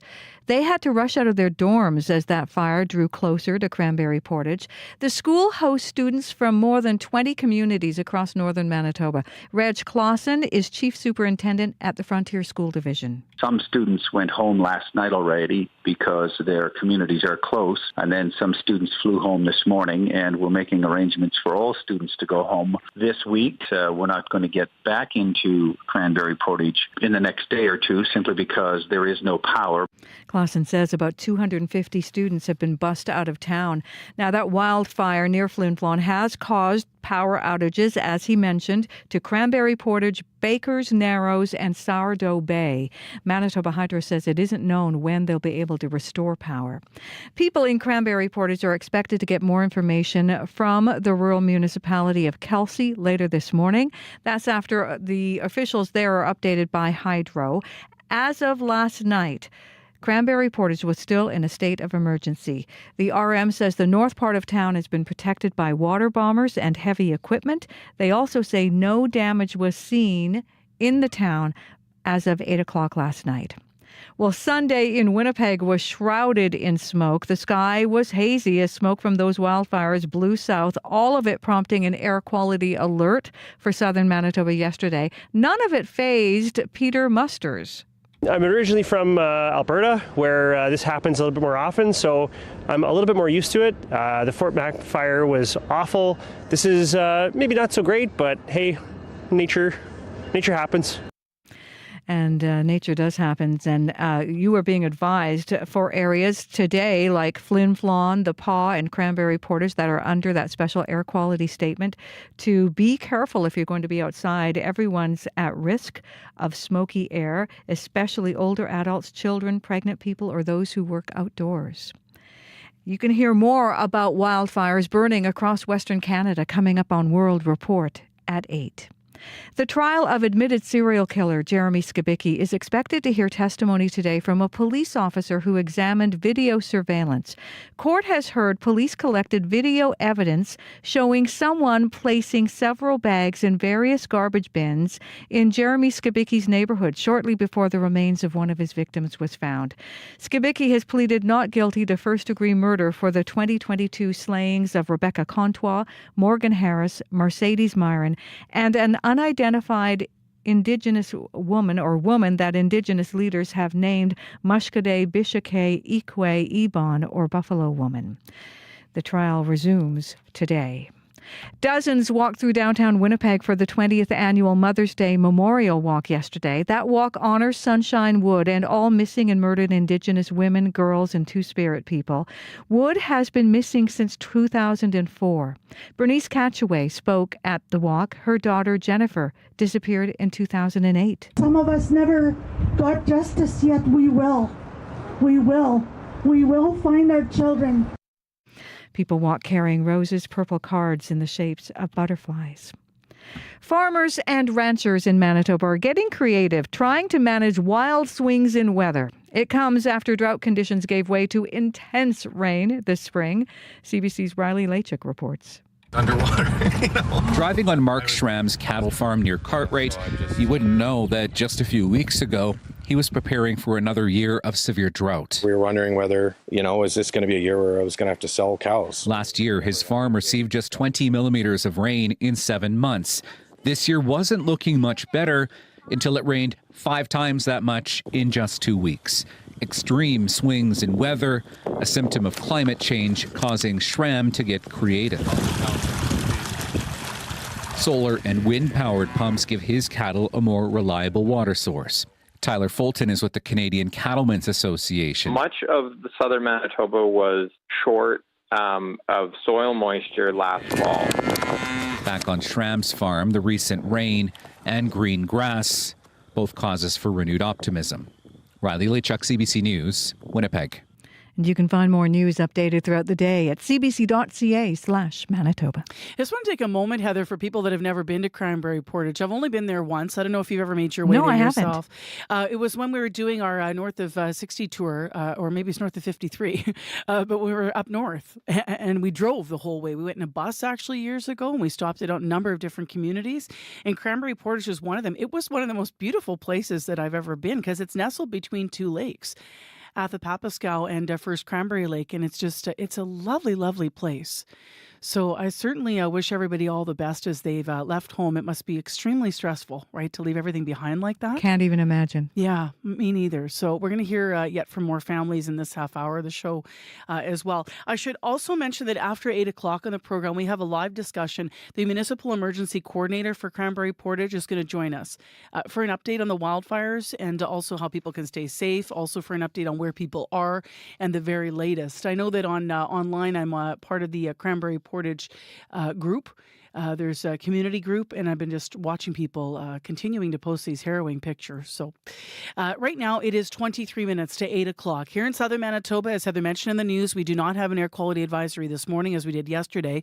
We're actually seeing a lot of sunshine out there with our regional forecast. Here's Abby Adiyemi. Good morning once again. Winnipeg sits at 4 degrees with a mix of sunrise and scattered clouds just making its exit, setting a tone for a refreshing morning. Now, throughout the day, we can expect plenty of sunshine with temperatures climbing to a comfortable high of 15 degrees. And tonight, we'll see the skies clear and then we'll dip to a low of 7. Heading to Brandon now, it's currently 2 degrees and mostly cloudy out there. A mainly sunny day awaits folks in Brandon, and we'll be seeing the highs reach 14 degrees. Thompson is currently chilly at -3 with cloudy skies, but expect clearing skies by the mid-morning period, and you will be reaching a high of 11. Further north in Churchill, it is -7 and partly cloudy, but we'll get to see a mix of sun and clouds also up north there, and then that will be clearing up later in the afternoon, and we will see a high of 1. Down in Dauphin, it's currently sitting at a 1 degree with partly cloudy skies. Increasing cloudiness will crawl in later, so expect a chance of showers sometime this morning, and then that would clear up by the afternoon period, and the highs would hover around 12 and 13. Gimli's enjoying a mild 4 degrees with partly cloudy conditions, and we'll see a transition into a sunny day with highs around 14. Steinbach is at 2 degrees and clear. Sunny skies ahead. A similar forecast, the mix of sun and clouds with a high reaching 16. And finally, Morris, it is also a pleasant 3 degrees. Sunny breaks with the forecast mirroring the rest of the region, and we'll see the highs around 15. I have to mention, Abby, you for people that watch you on YouTube, you often wear shirts that you've designed yourself, and they sometimes have Nigerian colors and vibes in them. But you're actually repping another community today, but this came from somebody locally too. You got a beautiful bright blue shirt on. Yeah, this bright blue one with the eagle on it is from British Columbia. I love that. I just love anything that has to go traditional. Yeah, it's beautiful. Yeah, and it feels like summer. Goes with the sunshine. It goes with the blue skies out there. Traffic-wise, how are we doing, Corey Funk? Yes, sorry to whoever I missed that call from that we just heard. I was in the studio. I'm like, do I pop in? Do I go? Call back, please. Did get a call from Chris on the commuter line. Northbound Archibald, right at Marion, there's a downed light standard, and there's a fire truck that's on scene blocking the median lane. That light standard and the fire truck are blocking the median lane. Chris said that you can get around still by taking the curb lane, but there are, as you can imagine, some delays starting there. That is northbound Archibald at Marion. Also, just heads up, Jill says northbound St. Mary's at Enseld. There is also a small lane closure due to construction. So that's in the right-hand lane. Takes away for just a hot second. So keep left to get around that. And finally, of course, due to those fires in northern Manitoba right now, Highway 10 from Flin Flon to the intersection with Highway 39 is closed both ways. And I imagine that's going to be the case for the foreseeable future. But if you do see something going on out there, give me a call on the CBC commuter line. That number 204-788-3093. Yeah, and just reiterating what you've been saying around Marion and Goulet and Archibald and all that mess there, the traveling Transconian just called, and it is apparently the delays are just starting to build now, Corey. So Gotcha. Westbound Marion at Goulet, and that's because you lose a lane right where it splits there. Exactly. So sometimes it gets backed up anyway, Yeah. as you know, and you've been saying. So apparently those delays are starting. But as Corey said, 788-3093. It is 7:42 a.m. Well, let's stay talking about traffic. Wait. Zipper in and wave. It's a common courtesy that drivers in Winnipeg are familiar with when you're navigating through construction zones, speaking of which, in busy streets, or when you're just going through regular yielding practices. Yielding into traffic. We're supposed to be zipper merging. That means you go, I go. You go, I go. Let people in. And when you go in, wave. Manitoba Public Insurance encourages Manitobans to do the friendly wave after someone lets you into traffic. But is the wave of appreciation after a successful merge becoming less common? CBC's Abby Adiyemi, who of course we talk to every morning, but Abby recently went out with videographer Jeff Stapleton. They hit the streets of Winnipeg to explore that idea and also to find out whether or not Winnipeggers still take time to acknowledge and thank fellow drivers for allowing them time to merge and if they value it. If they value the gesture of gratitude or if it's starting to disappear.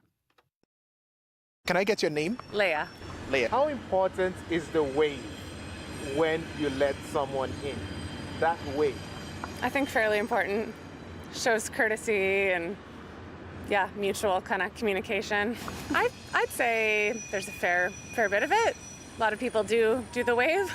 You let someone in and they don't wave. Do you get grumpy? What goes through your mind?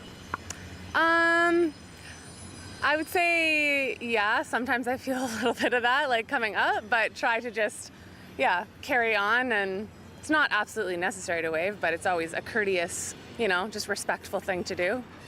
Are we losing that culture in Winnipeg?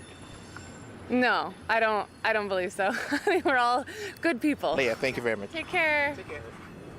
Have a good. When you let them in and they merge successfully, do they wave? Well, I come from Brandon, and we had a zipper merge out there during construction.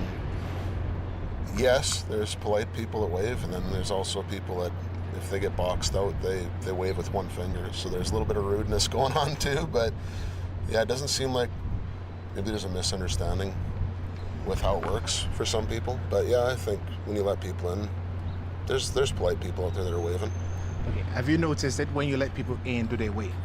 50% of the time, I'd say. I'm just trying to swerve to miss the potholes, so I'm not I'm not worried about if someone's upset or whatever. It doesn't bother me. Now, do you think we're losing that culture? Maybe a little bit. My parents probably would say that compared to their age group. There's probably more polite people that are older, but I don't know if we're losing it. It's hard to say. I'm Allie. How important is that wave for you? Oh, 10 on 10. 10 on 10, and it will change my mood completely if I don't get a wave. I get grumpy. It's just so simple. Take a little second out of your day. It's just kind of an expectation. We've talked about this a lot. And I would say 75% of the time, as long as I've been driving, 75% of the time I get that wave. So it's been consistent for as long as I've been driving for, I would say. I don't think we're losing the culture. What's your name, sir? Riley. How important is that wave to you? It's pretty important. I get a little ticked off when people don't. It's a courtesy. If it's not a zipper merge, it's a courtesy. Due courtesy, specifically in Winnipeg. If you let them in and they don't wave, how do you feel? What goes through your mind? Sometimes I have choice words, I think it's getting less frequent, the wave, but maybe there's more construction too, so it's just expectation. What's your name? MJ. MJ, we're talking about zipper merging. I believe you know that concept. Love zipper merging. How important is the wave? Oh, it's the most important. All I do is wave at anybody who lets me into anything. Honestly, the wave is essential. I get mad when people don't wave. Just like unbridled rage. No. It's frustrating. You get frustrated, but I'm not angry about it. I'm a little disappointed. I'm disappointed more than anything. That's what it is. It's disappointment. I think it's just a common courtesy thing. I mean, we're supposed to be friendly Manitoba. I think generally here we have the small town vibe. We're not a big city like Toronto or Vancouver. We don't really have the right to be all, disrespectful about the road. So the wave's essential, has to happen. That's my position on it. Hardliner. I would say people wave less often than they used to before. Like when I was driving early days 20 years ago, people waved all the time. It's going away. Did someone teach you that, or it's just part of you? My father was the one. He does the full hand giant wave shake. He lets everyone around on the road know he's waving. So it was quite a violent gesture. So for sure I learned it. What's your name? Ryden. How important is that wave? That wave changes my life. I love it so much. How? Explain. Okay, if I'm driving and someone gives me a little wave, it's just like, okay, it's valued. If it's not, then I'm just like, why did I even let you in? Oh yeah. Abby, what's your name? Michael. How important is that wave when you let someone in? Well, I think it's just a sign of courtesy. So I don't think it's a problem. Do you see that often on the street? Do people still wave? Sometimes, but I find it rude if people doesn't wave when you let them in. Oh, I regret letting them in if they don't wave back. My name's Coralie. Okay, so Curly, the wave culture. Yeah. How important is it to you? I guess like coming from Manitoba, it could be kind of important if you're just known for being friendly Manitobans. So yeah, I think it's pretty important. Like I would be lying to say if I didn't think, oh, that person's being a little bit rude. But that's just like 10 years ago. I think it was bigger than it is now. So Abby couldn't resist. It drives him nuts when people don't wave. And we were chatting about that last week. So he hit the streets, as you heard, Abby Adeyemi. And videographer Jeff Stapleton, by the way, you can check that video out on our YouTube stream this morning if you didn't just see it. But they headed out to the Forks. They were talking to people about their thoughts and the importance of the post-merge wave. So some people are saying, maybe if we just sort of merged in and out and got used to doing this courteously in traffic, we wouldn't even think about the wave or have time. But I think in Winnipeg, there's always a stall start. Like you see the person actively stopping for you to let you in. And a lot of people really annoyed when they don't get that wave. So are we losing that culture of kindness behind the wheel? 788-3205 if you want to weigh in on the listener line. On the topics that matter, your voice should be heard. I'm really concerned. And I'm not really happy about that. Radio Noon is where you can voice your take. I'm Janet Stewart. From 12:30 to 1 p.m., Radio Noon opens the phone lines on one important topic. It just brings everyone together. Radio Noon's call-in segment, 204-780-0893. We want to hear from you, weekdays on CBC. Janet's going to be in after 8 o'clock to let us know what the call-in's going to be confirmed to be about today. So stay tuned for that. It's 4 degrees, partly cloudy. Our high today in Winnipeg is going to be 15, lots of sunshine here in southern Manitoba. I want to take a moment to talk about what else is coming up after 8 because we're going to get a live update for what is happening around Cranberry Portage. So we have the Municipal Emergency coordinator for the Cranberry Portage area who's going to be on with us live after 8.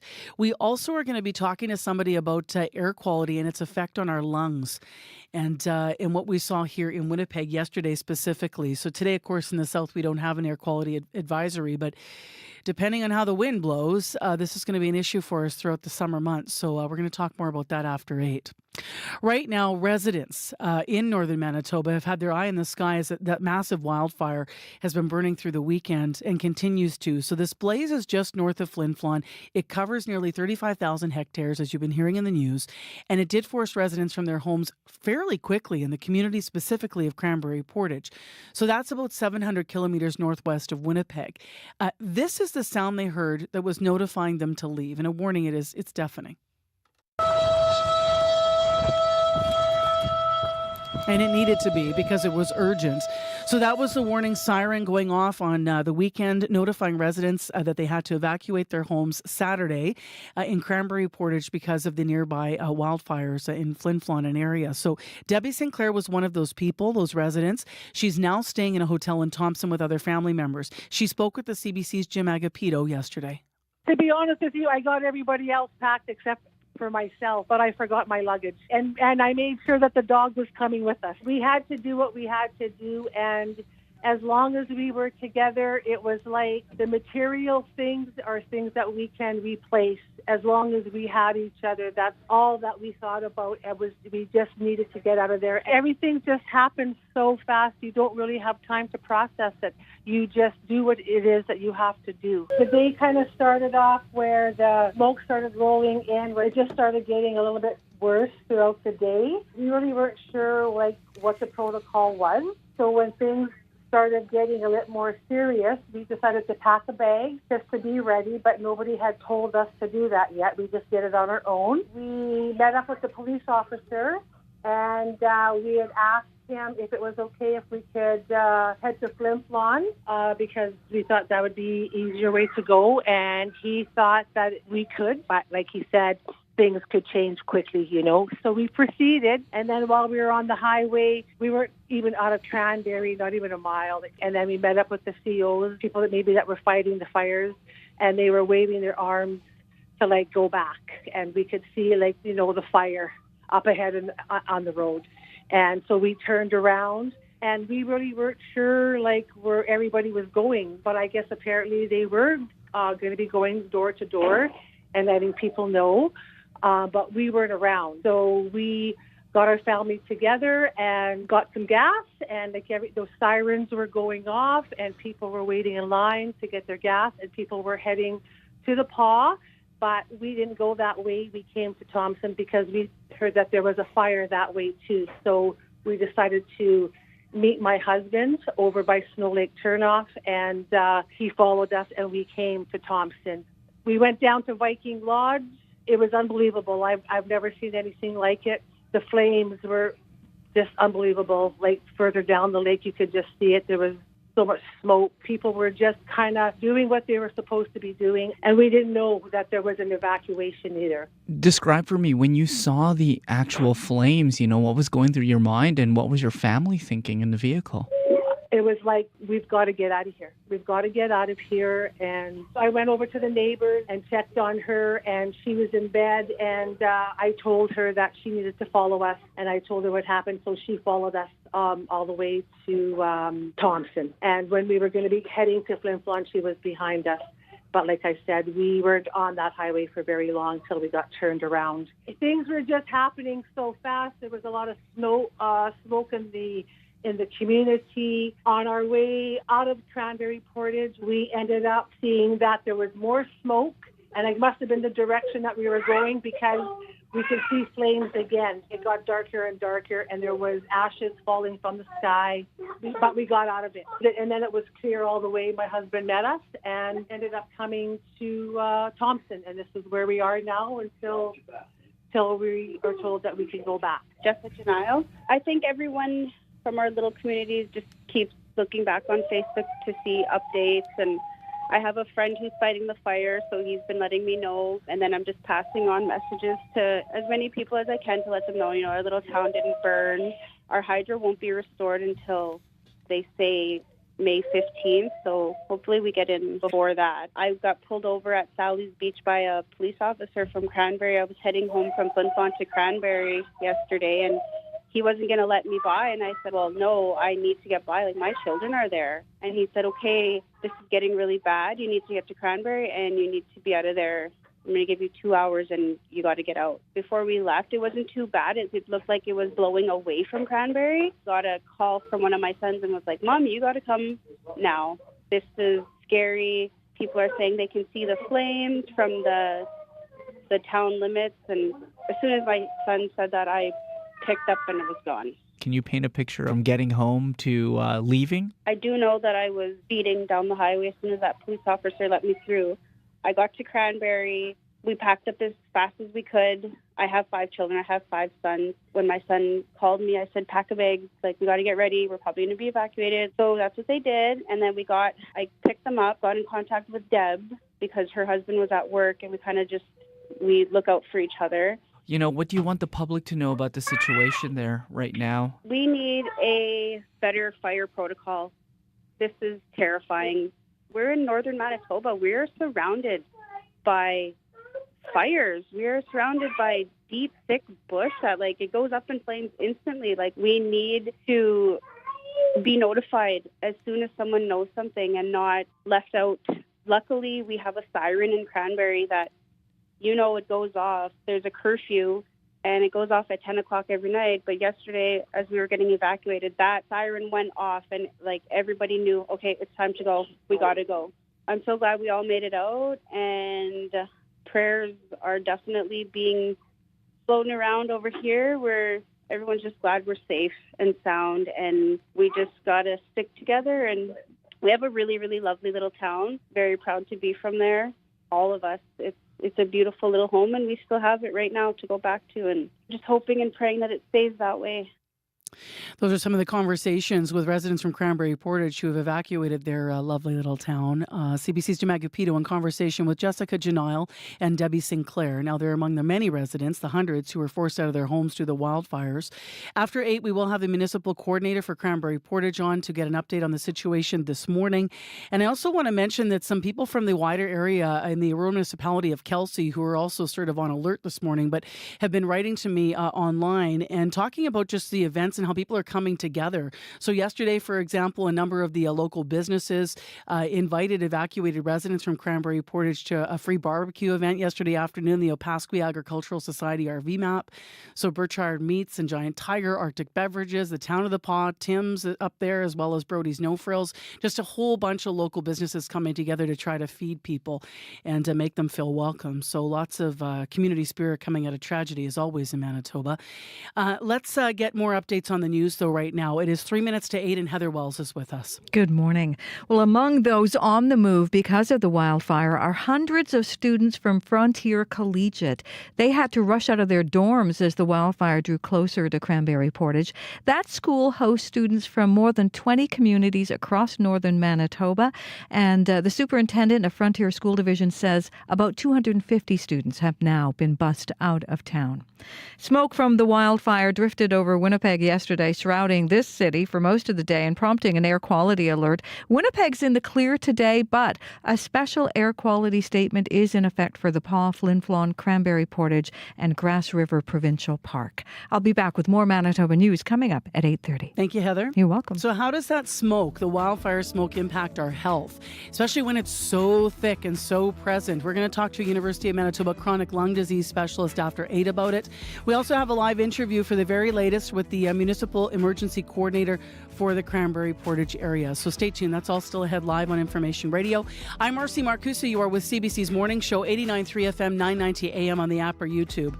Remember, because of the fire, Highway 10, both directions closed from Flin Flon to Highway 39. Spot anything else in traffic, 788-3093. And I can tell you in Winnipeg this morning, chilly start, just 4 degrees. But we will head to a nice high of 15 with lots of sunshine. Stay with us. World Report is next. It's 1 minute to 8.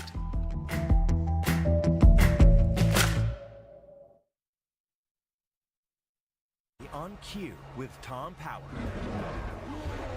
There's a new Planet of the Apes film out, and the big bad guy in the film, Proximus Caesar, is played by Thunder Bay's own Kevin Durant. Kevin will be here to tell you about making the film and what it was like to go to ape school before the shoot. What a wonderful day! That's coming up on Cue, followed by Commotion with Elamine Abdel Mahmoud on CBC Radio 1, the CBC Listen app, and everywhere you get your podcasts. The CBC News is next. Coming up in half an hour, it's The Current with Matt Galloway. Hospitals across this country have had several chaotic years.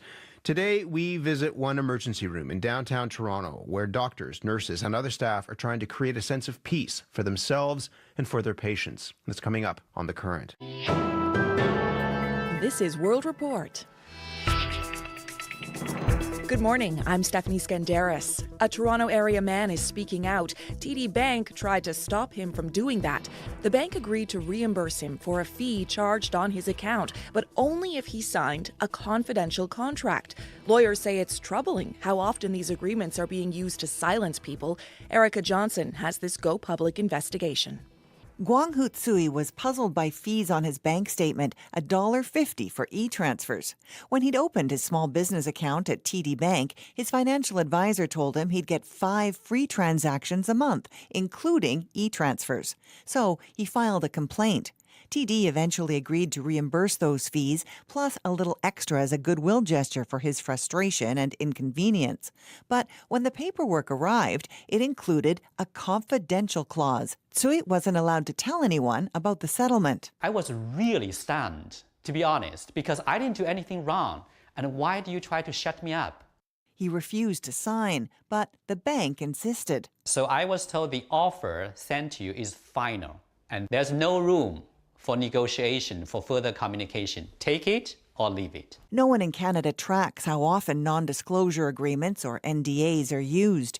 Initially created to protect trade secrets or intellectual property, they're increasingly popular to silence people who've been wronged, in cases ranging from financial disputes to insurance claims and sexual assault cases. Lawyer Jennifer Kaur. This requirement to try and keep people silent about almost anything is not democratic, and it suppresses freedom of expression. After Go Public contacted TD, the bank apologized to its customer, compensated him, and said he should not have been asked to sign a confidential contract, but wouldn't say why he was in the first place.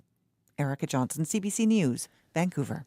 A wildfire is rapidly approaching a town in northeast BC. If you are still in Fort Nelson or anywhere in the evacuation order of the Parker Lake wildfire, I encourage you to leave.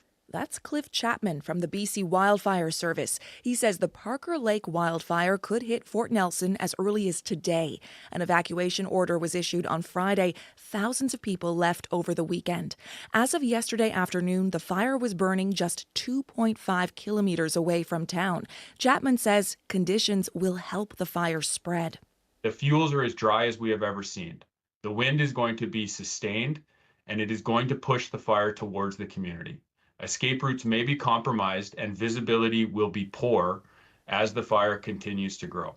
There is better news for thousands of people on evacuation alert in northeast Alberta. Rain is in the forecast for today. We expect to hear soon from the prosecution's star witness in Donald Trump's hush money trial. Trump's former fixer, Michael Cohen, is expected to appear in the New York courtroom today. He'll likely be asked about his role arranging hush money payments during Trump's first presidential campaign. Trump's defense lawyers have already told the jury Cohen is an admitted liar. Millions of Indians are heading to the polls today in the fourth phase of that country's mammoth election. Many observers are surprised at the strategy adopted by Prime Minister Narendra Modi. Instead of extolling his record of success, Modi is focusing on India's religious differences. Salima Shivji has more. The crowd grows at this voting booth in Hyderabad, and in this Muslim-majority neighborhood, there is a clear favorite. It's not Prime Minister Narendra Modi or his Hindu nationalist BJP. Modi is the enemy of Muslims, Latifa Begum says, after casting her ballot. He hasn't done anything for us. He should not win again. Modi has been feverishly campaigning here in Telangana and projecting confidence, saying it will be a clean sweep for his party, which only won a handful of seats last time. This is one of several southern states whose seats Modi's party covets. A breakthrough in India's more educated and richer southern states is key to Modi's ambitions to win a larger majority. But it will be a tough fight, says political analyst Ganta Chakrapani. The Prime Minister, he himself started, focusing on Muslims. This kind of Hindu provocation, it won't work in South India, anywhere in South India. Unemployment, inflation. For 23-year-old Asim Khan, the economy is more important than religious sentiment. Is any party responding to those issues, would you say? Congress is responding more rather than the BJP. The Congress party has banded together with other opposition parties in an alliance that many analysts see as fragmented. But Congress controls Telangana's state government, and it's hoping that will help whittle votes away nationally from a BJP that historically hasn't connected with India's south. Salima Shivji, CBC News, Hyderabad. British Prime Minister Rishi Sunak says national security trumps human rights. In an apparent reference to his government's plan to deport illegal migrants to Rwanda, Sunak says he would ignore demands of the European Convention on Human Rights, or ECHR. I know that our international frameworks are outdated, so there may be flashpoints ahead with the ECHR. And if the Strasbourg court make me choose between the ECHR and this country's security, I will choose our country's security every single time. Last month, the British Parliament passed a bill to deport asylum seekers to Rwanda for processing. Human rights groups condemn the plan. They say people would not be safe in Rwanda. Sunak says deportation flights could begin next month.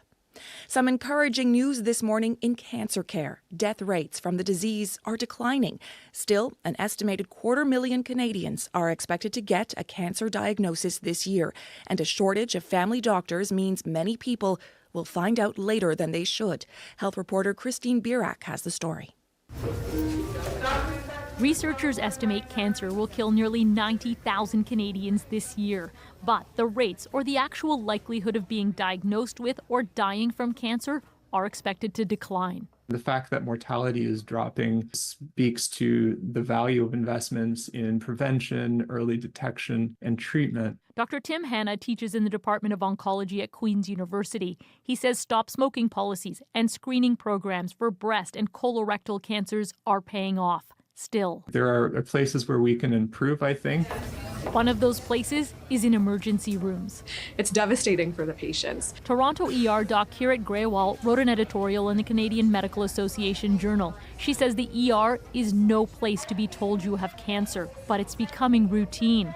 Patients are often older, lower income, and have worse chances of survival, and most of them do not have a family doctor. Oftentimes, if they can be sent home, they leave with a lot of uncertainties. They don't know what the next steps in care will be. You have to talk to your doctor. Nicole Macronia Paw found out she had breast cancer at 33. She credits her family doctor for acting quickly. Would it not have been for her and the access to that doctor to get that first ultrasound, then who knows what could have happened. She hopes gains made in cancer care won't be undone by family doctor shortages. Christine Burak, CBC News, Toronto. One of the leaders of the self-styled 2022 Freedom Convoy goes on trial today. Pat King faces several charges, including mischief, intimidation, and obstructing police. He was arrested back in February of 2022 and spent 5 months in jail before being granted bail. A young black man is accusing police in Gatineau of racial profiling. He was arrested last month across the river from Ottawa. When police started questioning him, he says all he was doing was opening the door of his father's car. Arthur White-Crummy reports. Apparently doing this is suspicious. Gaddafi Keenan Fagan Pierre acts out the moment police stopped at his home in Gatineau, Quebec. It was a simple everyday gesture, opening the door of his father's BMW, which he frequently borrows. Police asked him whose car it was. He didn't answer. He asked them whether it was stolen, whether anyone had called. And they were telling me that none of these things were happening. It's actually, I'm suspicious. And I was utterly disgusted and insulted. He says they talked about the way he looked, his clothes, a hat, hoodie, ripped jeans. The obvious thing that comes to mind to me is it was racial profiling. Soon after, as Fagan Pierre walked toward his front door, he says an officer grabbed his wrist and slammed him against the garage door. His mother heard the bang and came outside. It was a very negative, jarring situation for me. She saw her son wrestle to the ground, then an officer kneel on his back. I couldn't even breathe. The whole time I'm screaming. Gatineau police say the use of force was necessary because Fagan Pierre was resisting. They say racial profiling is never tolerated within the force, and after examining the case, police found no fault internally. In fact, they're pursuing possible charges against Fagan Pierre for allegedly obstructing police work. The family has filed complaints with the Human Rights Commission and with a police oversight body in Quebec. Arthur White-Crummy, CBC News, Ottawa. And that's the latest national and international news from World Report. I'm Stephanie Skandaris. This is CBC News.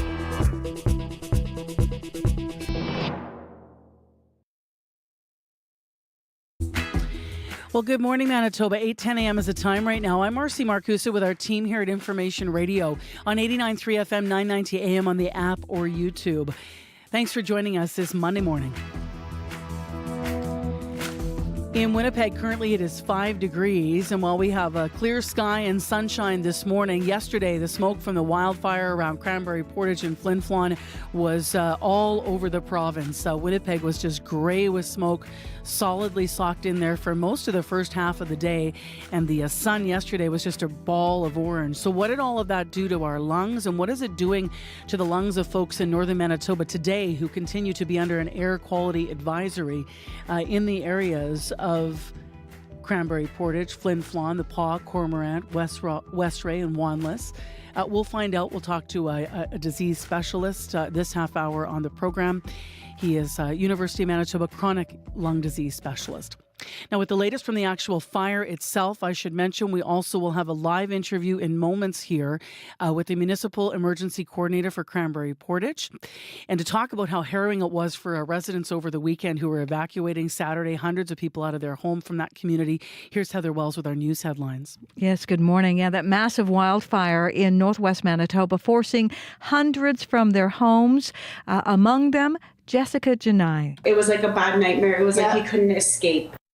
She is now in a hotel room in Thompson, and she says with the flames all around as they were trying to escape, the whole thing was terrifying. Now, at last word, the size of the blaze near Flin Flon and Cranberry Portage had grown to 35,000 hectares. That's as of yesterday afternoon. So we'll hear the latest coming up. Also today, the trial of admitted serial killer Jeremy Skibicki is expected to hear testimony from a police officer who examined video surveillance of the neighborhood where Skibicki lives. That's coming up in our next local news at 8:30. All right. Thank you, Heather. You're welcome. Abby, the weather? 5 degrees outside. We're in for a treat as the day unfolds. We're expecting plenty of sunshine with a gradual transition to a mix of sun and clouds as the morning progresses, and the mercury will climb to a comfortable high of 15. Now, as the night falls, our skies will clear up even more, promising to bring a serene evening for us. And how's the commute? Serene or not, Corey? A couple of things not so serene out there you want to keep an eye out for, particularly at northbound Archibald in the median lane right at Marion. There's a downed light standard. Emergency crews are on scene. They've got that full median lane blocked, but you can still get around it in the right lane. So that's the biggest issue out there right now on the streets. And of course, as you can imagine, the highways in northern Manitoba near Flin Flon. Highway 10 from Flin Flon to the intersection with Highway 39 is closed both ways because of the fire. So, of course, yeah, you can't go down there. Those are the two biggest issues I'm seeing out there. And just a little bit of good news from Jason Carter, who was out on his bike. He says the river path, which last week was wet, flooded, particularly between around the Ledge and Donald or so, is actually now very bikeable, very lovely. So that's some good news to hear about your commute if you are planning to hit the road on your bike. But if you see something else going on out there, give me a call on the CBC commuter line. That number 204-788-3093.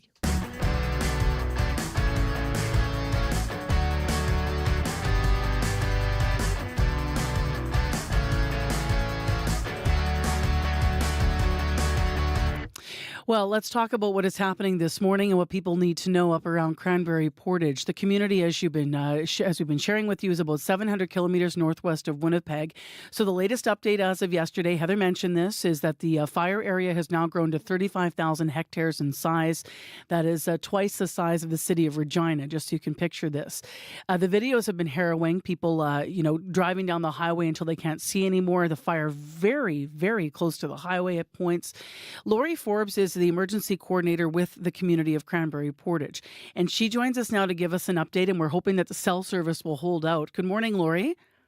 Good morning. How are you guys doing? What does it look like up there right now? Well, this morning it's actually cool, which is certainly welcoming. Yesterday morning was also cool. The smoke in the community is a paw currently right now. You can definitely smell fire, but depending on the wind, the smoke is actually not terrible this morning, but I'm sure that will change as the day changes. I'm here at the registration and information center. We've got some folks in here having coffee and a little bit of muffin this morning just to get our day started. So you're in the paw this morning? Yes, we have an information center set up and a registration center set up at the West Canna.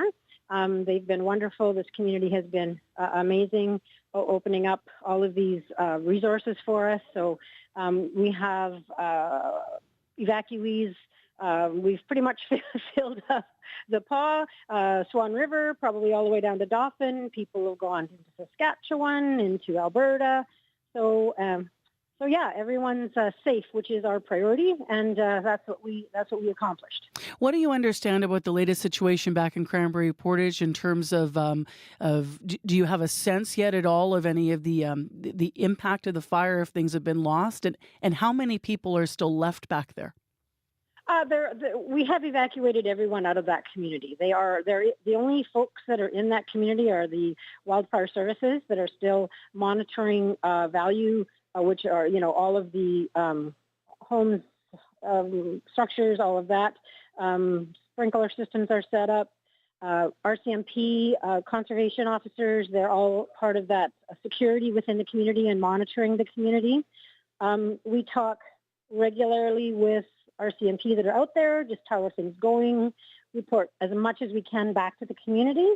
So there are no residents in that community right now. The highway's blocked, and we have RCMP, at the barricades, not allowing folks in.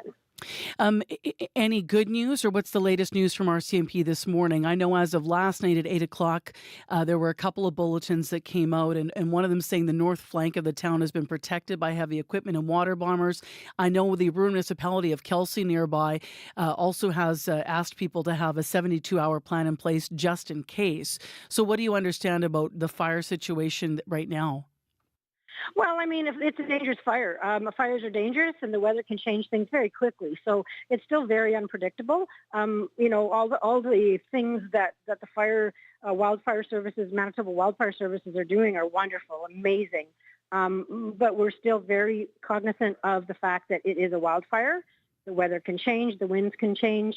They're doing all they can to, control the direction of this fire and keep the area of Cranberry Portage safe. So what do I want to, I don't know.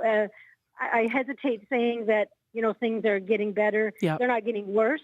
But things can change. As we well know, Saturday things changed in minutes. Yeah. In minutes. How many, what's the total number of evacuees? You said everyone's out. So is it 600, 700 people? How many people? Well, I mean, we know that everyone's out of the community because we have gone door to door. Everyone's out of the community. So we know that. Now, not everyone registers. People often say, no, we're good. Go to my sister's. We're fine. We'll go back when it's good, right? So not everybody registers. People are still registering. I mean, it was the weekend. People came home Sunday from a weekend away and realized, I can't get home. Wow. So we are really still getting people registered, but we do know, and we are very confident that everyone is out of the community, and that's our goal. Well, where would you like the public and community members to get information moving forward, and what would you like them to know this morning? Well, this morning I'd like them to know that, if you don't know where your loved one is, as far as in Cranberry, they are evacuated. We've had a couple calls from people saying, I'm trying to reach my dad and I can't. So we find his registration. Yep, we got him. Good to go. If you want information, we have an excellent Facebook page, the Rural Municipality of Kelsey. Please search for it, and we're really trying to update that as much as we can. Our RM of Kelsey website, we're also updating that regularly. And stop in here. We're here from 8:30 in the morning till 10:30 at night at the Westana Registration Center, Information Center. And you're better to get the news from us because we're the ones talking to the experts that are fighting fire. How are people coping? I know somebody wrote to me on Facebook this morning. They didn't want to go on air, but they were, they're here in Winnipeg. They happen to have made their way here. But I mean, they went through being evacuated from Cranberry Portage back in 2010. So they're sort of going through something again. How are people doing overall? Oh, it's very stressful. It's very emotional. It comes in anger. It comes in sadness. They want to do something. We have to let the experts do it. When we want to help. We want to make sure our house is okay. We want to make sure our power is still on. It's not right now, but they're working on it. And it's very, very emotional.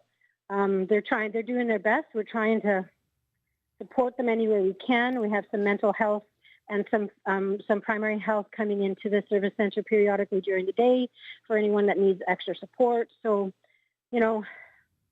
I can't say they're okay, they're great. No, this is very stressful. This is very stressful for residents, for sure. And how are you doing? Some of these videos of the flames, I mean, what did it even feel like at the thick of this over on Saturday? Insane, unimaginable.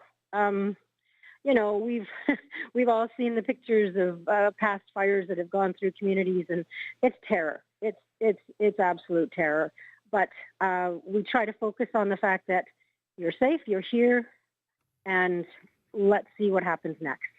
Well, we'll leave you. I know you have much to do today. So thank you very much for your time on CBC. Once again, please reach out to the Facebook pages, which is a lot of where the current updated information is being shared. Appreciate you, Lori. Thank you. Thank you very much. Have a great day. That's Lori Forbes. She's a municipal coordinator, emergency coordinator for Cranberry Portage. So if you want more information, you can also go to our website, cbc.ca/Manitoba. But we reached her at the Wascana Centre in the Paw, and that is one of the places where people are registering those that have been evacuated from community.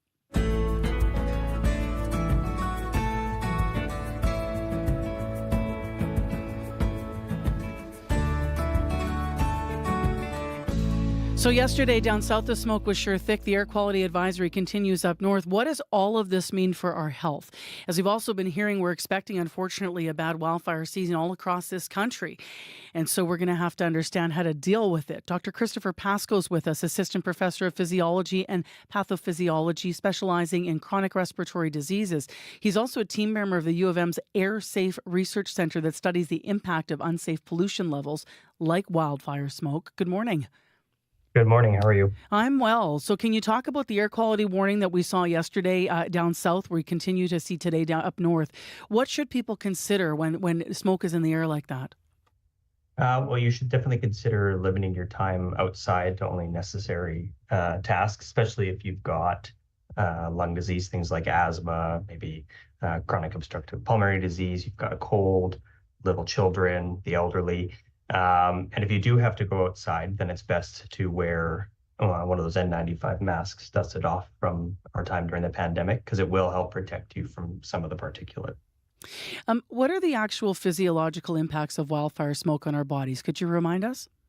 Yeah, so I think everyone needs to remember that, wildfire smoke isn't just gas. There's these small little particulates that's suspended in the air from the burning wood.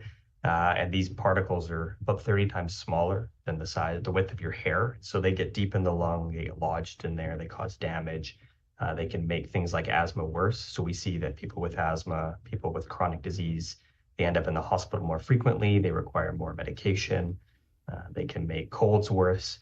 And then you mentioned some of the work we're doing here at the University of Manitoba, trying to understand whether these things are actually causing disease themselves. We know that people who are exposed to them when they're young might have worse lung health later on. Whether they get asthma, still kind of unknown. But there are certainly both what we'd call acute, immediate effects, where it's harder to breathe, you get a cough, it makes disease worse, but also potentially long-term effects of this that we'll see 10, 15 years down the road. Will people feel it right away? I mean, it's one thing to walk out and smell the smoke, and then you kind of almost get accustomed to it. Or are you more likely to be outside in this and then go inside after and say, wow, I can feel this in my body now? Yeah, I think it might depend on the person. I know I was out yesterday, and the short amount of time I had to be out, I certainly felt it almost immediately. But you may not notice it if it's just, you think, oh, if it's just my asthma flaring up, or, it's a bit difficult to breathe, but of course it is. There's smoke in the air. But you certainly would see some of these effects linger throughout the day, especially if you've been outside for a while. What's the impact specifically on children as their bodies and their lungs are developing? Yeah, so our lungs are one of those organs that continue to grow as you age, right up until about the age of 20.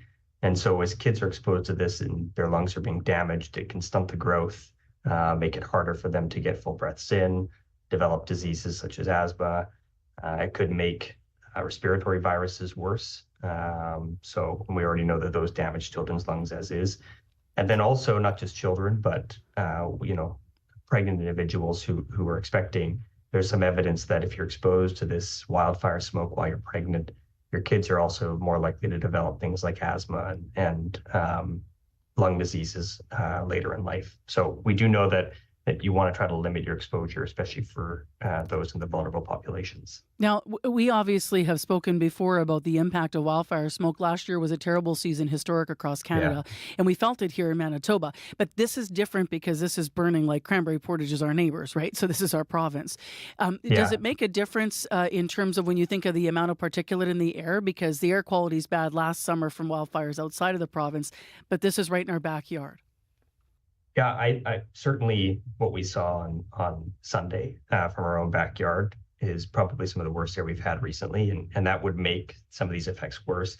But sometimes the fact that it comes from a further distance away and the air quality might not be as bad might make it even worse long term, because we would go outside when maybe we wouldn't, and we'd be outside doing things for longer than we otherwise would on a day like yesterday. So certainly higher levels of particulate would be worse. But for the long-term effects, high levels of particulates from wildfires across the country are going to be a problem as well. And what should we understand about the scale of how these things are measured when we hear the air quality is bad? How do we have a sense of how bad? We like to compare it to pictures that we've seen in places like Beijing and New Delhi, where we have these large smog warnings when we say that the air is as bad as riding a bike down a busy street in a populous area like Beijing. But it was really hard to compare things like wildfire smoke and the density of it to things that we know. You look outside, you can't see the sun, or it's this ominous red orb in the sky.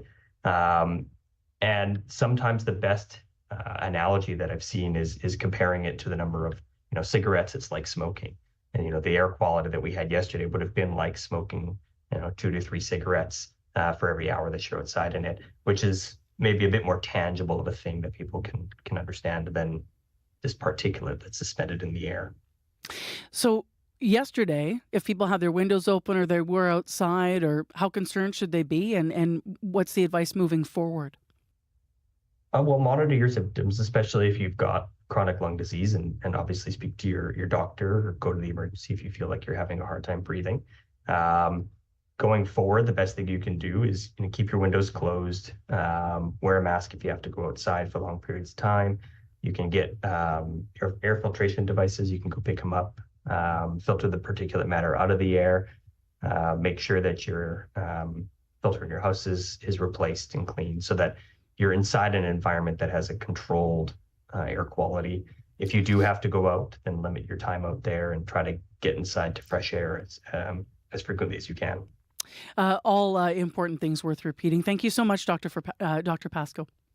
Thank you. That is Dr. Christopher Pascoe, Assistant Professor of Physiology and Pathophysiology, specializing in chronic respiratory diseases.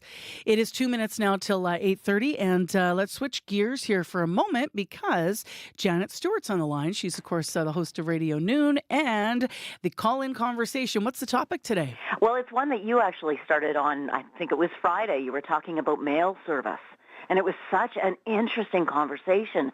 People really had strong feelings about Canada Post and what should happen and what shouldn't happen. So we just thought that's fascinating. That's a talker. Let's keep that conversation going.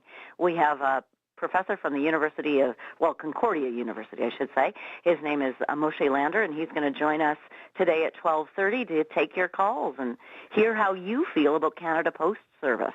Should we still be paying to have everybody who currently gets it at their front door still get it at their front door, or our community mailbox is the way to go? If you've got an opinion on this, we'd love to hear it. So you could call right now if you wanted to, 204-788-3797. All right. Thanks, Janet. Thank you, Marcy.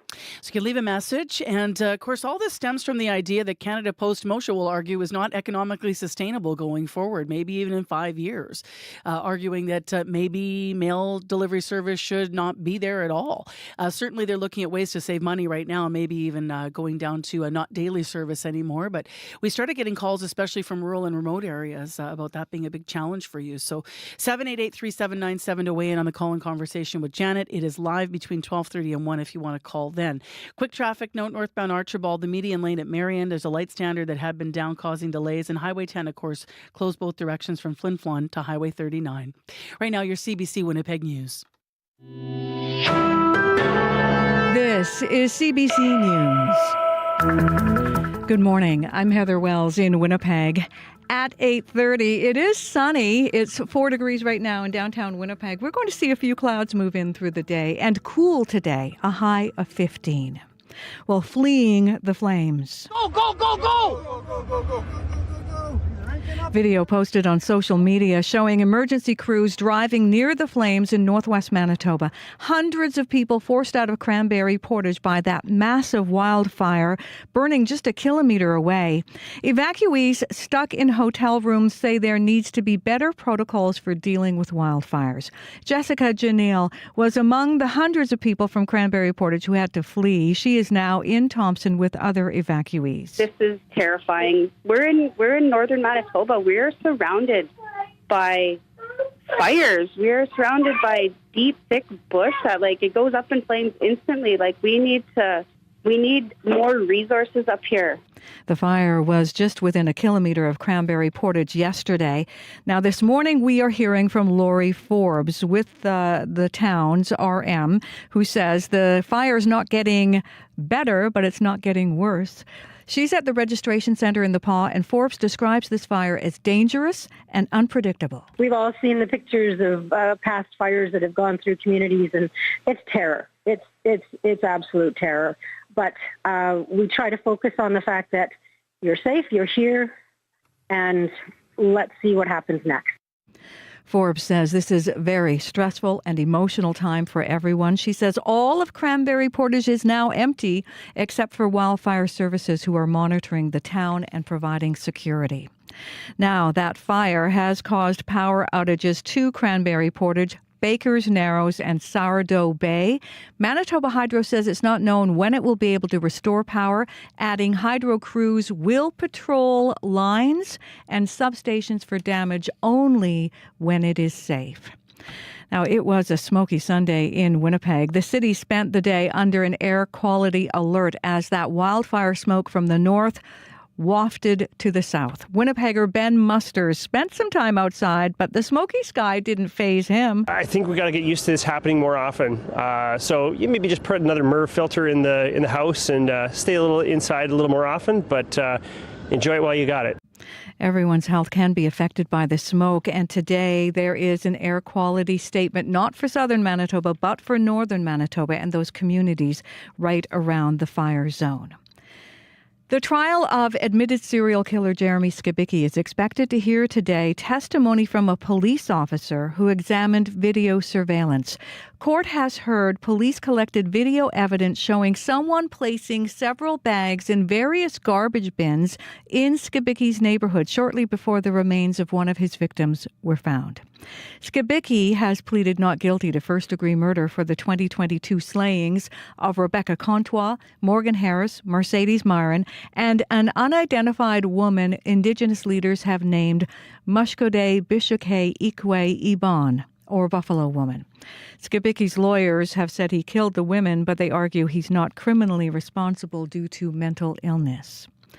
Dozens took part in an annual Mother's Day walk in downtown Winnipeg. The walk in honor of Sunshine Wood and all missing and murdered Indigenous women, girls, and Two-Spirit people.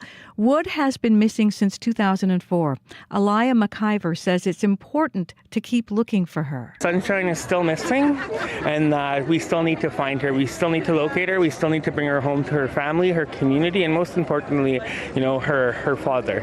This was the 20th annual Mother's Day Memorial Walk. Some Manitoba farmers are coming up with creative ways to keep up with extreme swings in weather. In southern Manitoba just a few weeks ago, farmers were dealing with this prospect of severe drought once again, before more than 100 millimeters of rain fell in just the last 2 weeks.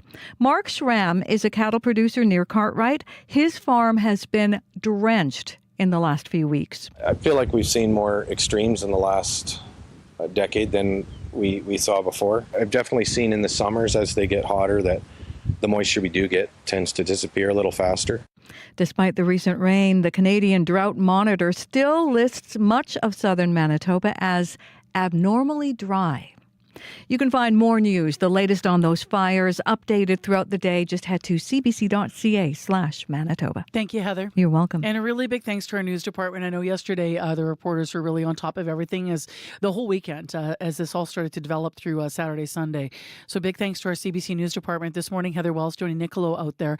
Thanks to our live crew, Brad Lillies, Corey Funk, and Abby Adeyemi, and our hardworking associate producers in unit, as well as our leaders in unit, Nellie Gonzalez and Leif Larson. Corey Funk. Northbound Archibald at Marion, there's a downed light standard, so keep right to get around that. Emergency crews are on scene dealing with that as well. Heard about some mysterious backups. Northbound 59 at Sage Creek. Happy Mechanic says pretty backed up there, not sure why, as well as westbound Fermor, kind of right by the YMCA there, also very, very backed up as well, says Janessa. She's going to figure out as well why that is. All right. I like the happy mechanic. Yes. It's where you want to take your vehicle, right? He's probably a sad mechanic for a hot second, too. Then. Let's get into what's happening finally in our weather, Abby. Sunny skies in Brandon and Gimli. It's clear in Steinbach and Morris, and a mix of sun and clouds for Winnipeg, Thompson, Dauphin, and Churchill. Temperatures will range from 1 to 16. Winnipeg is heading to a high of 15. All right. Thanks, Abby. You're welcome. Thank you for listening, everyone, spending some time with us this Monday morning. Appreciate you. Hopefully you had a wonderful weekend and you're going to have a great week ahead. And yes, to our friends and neighbors in northern Manitoba, we will continue to watch what's happening with the situation with the wildfires. Take care, be well, and thanks for joining us on CBC 89.3 FM, 990 AM on the app or YouTube. I'm Marcy Marcusa. Coming up next, it's The Current right here on CBC.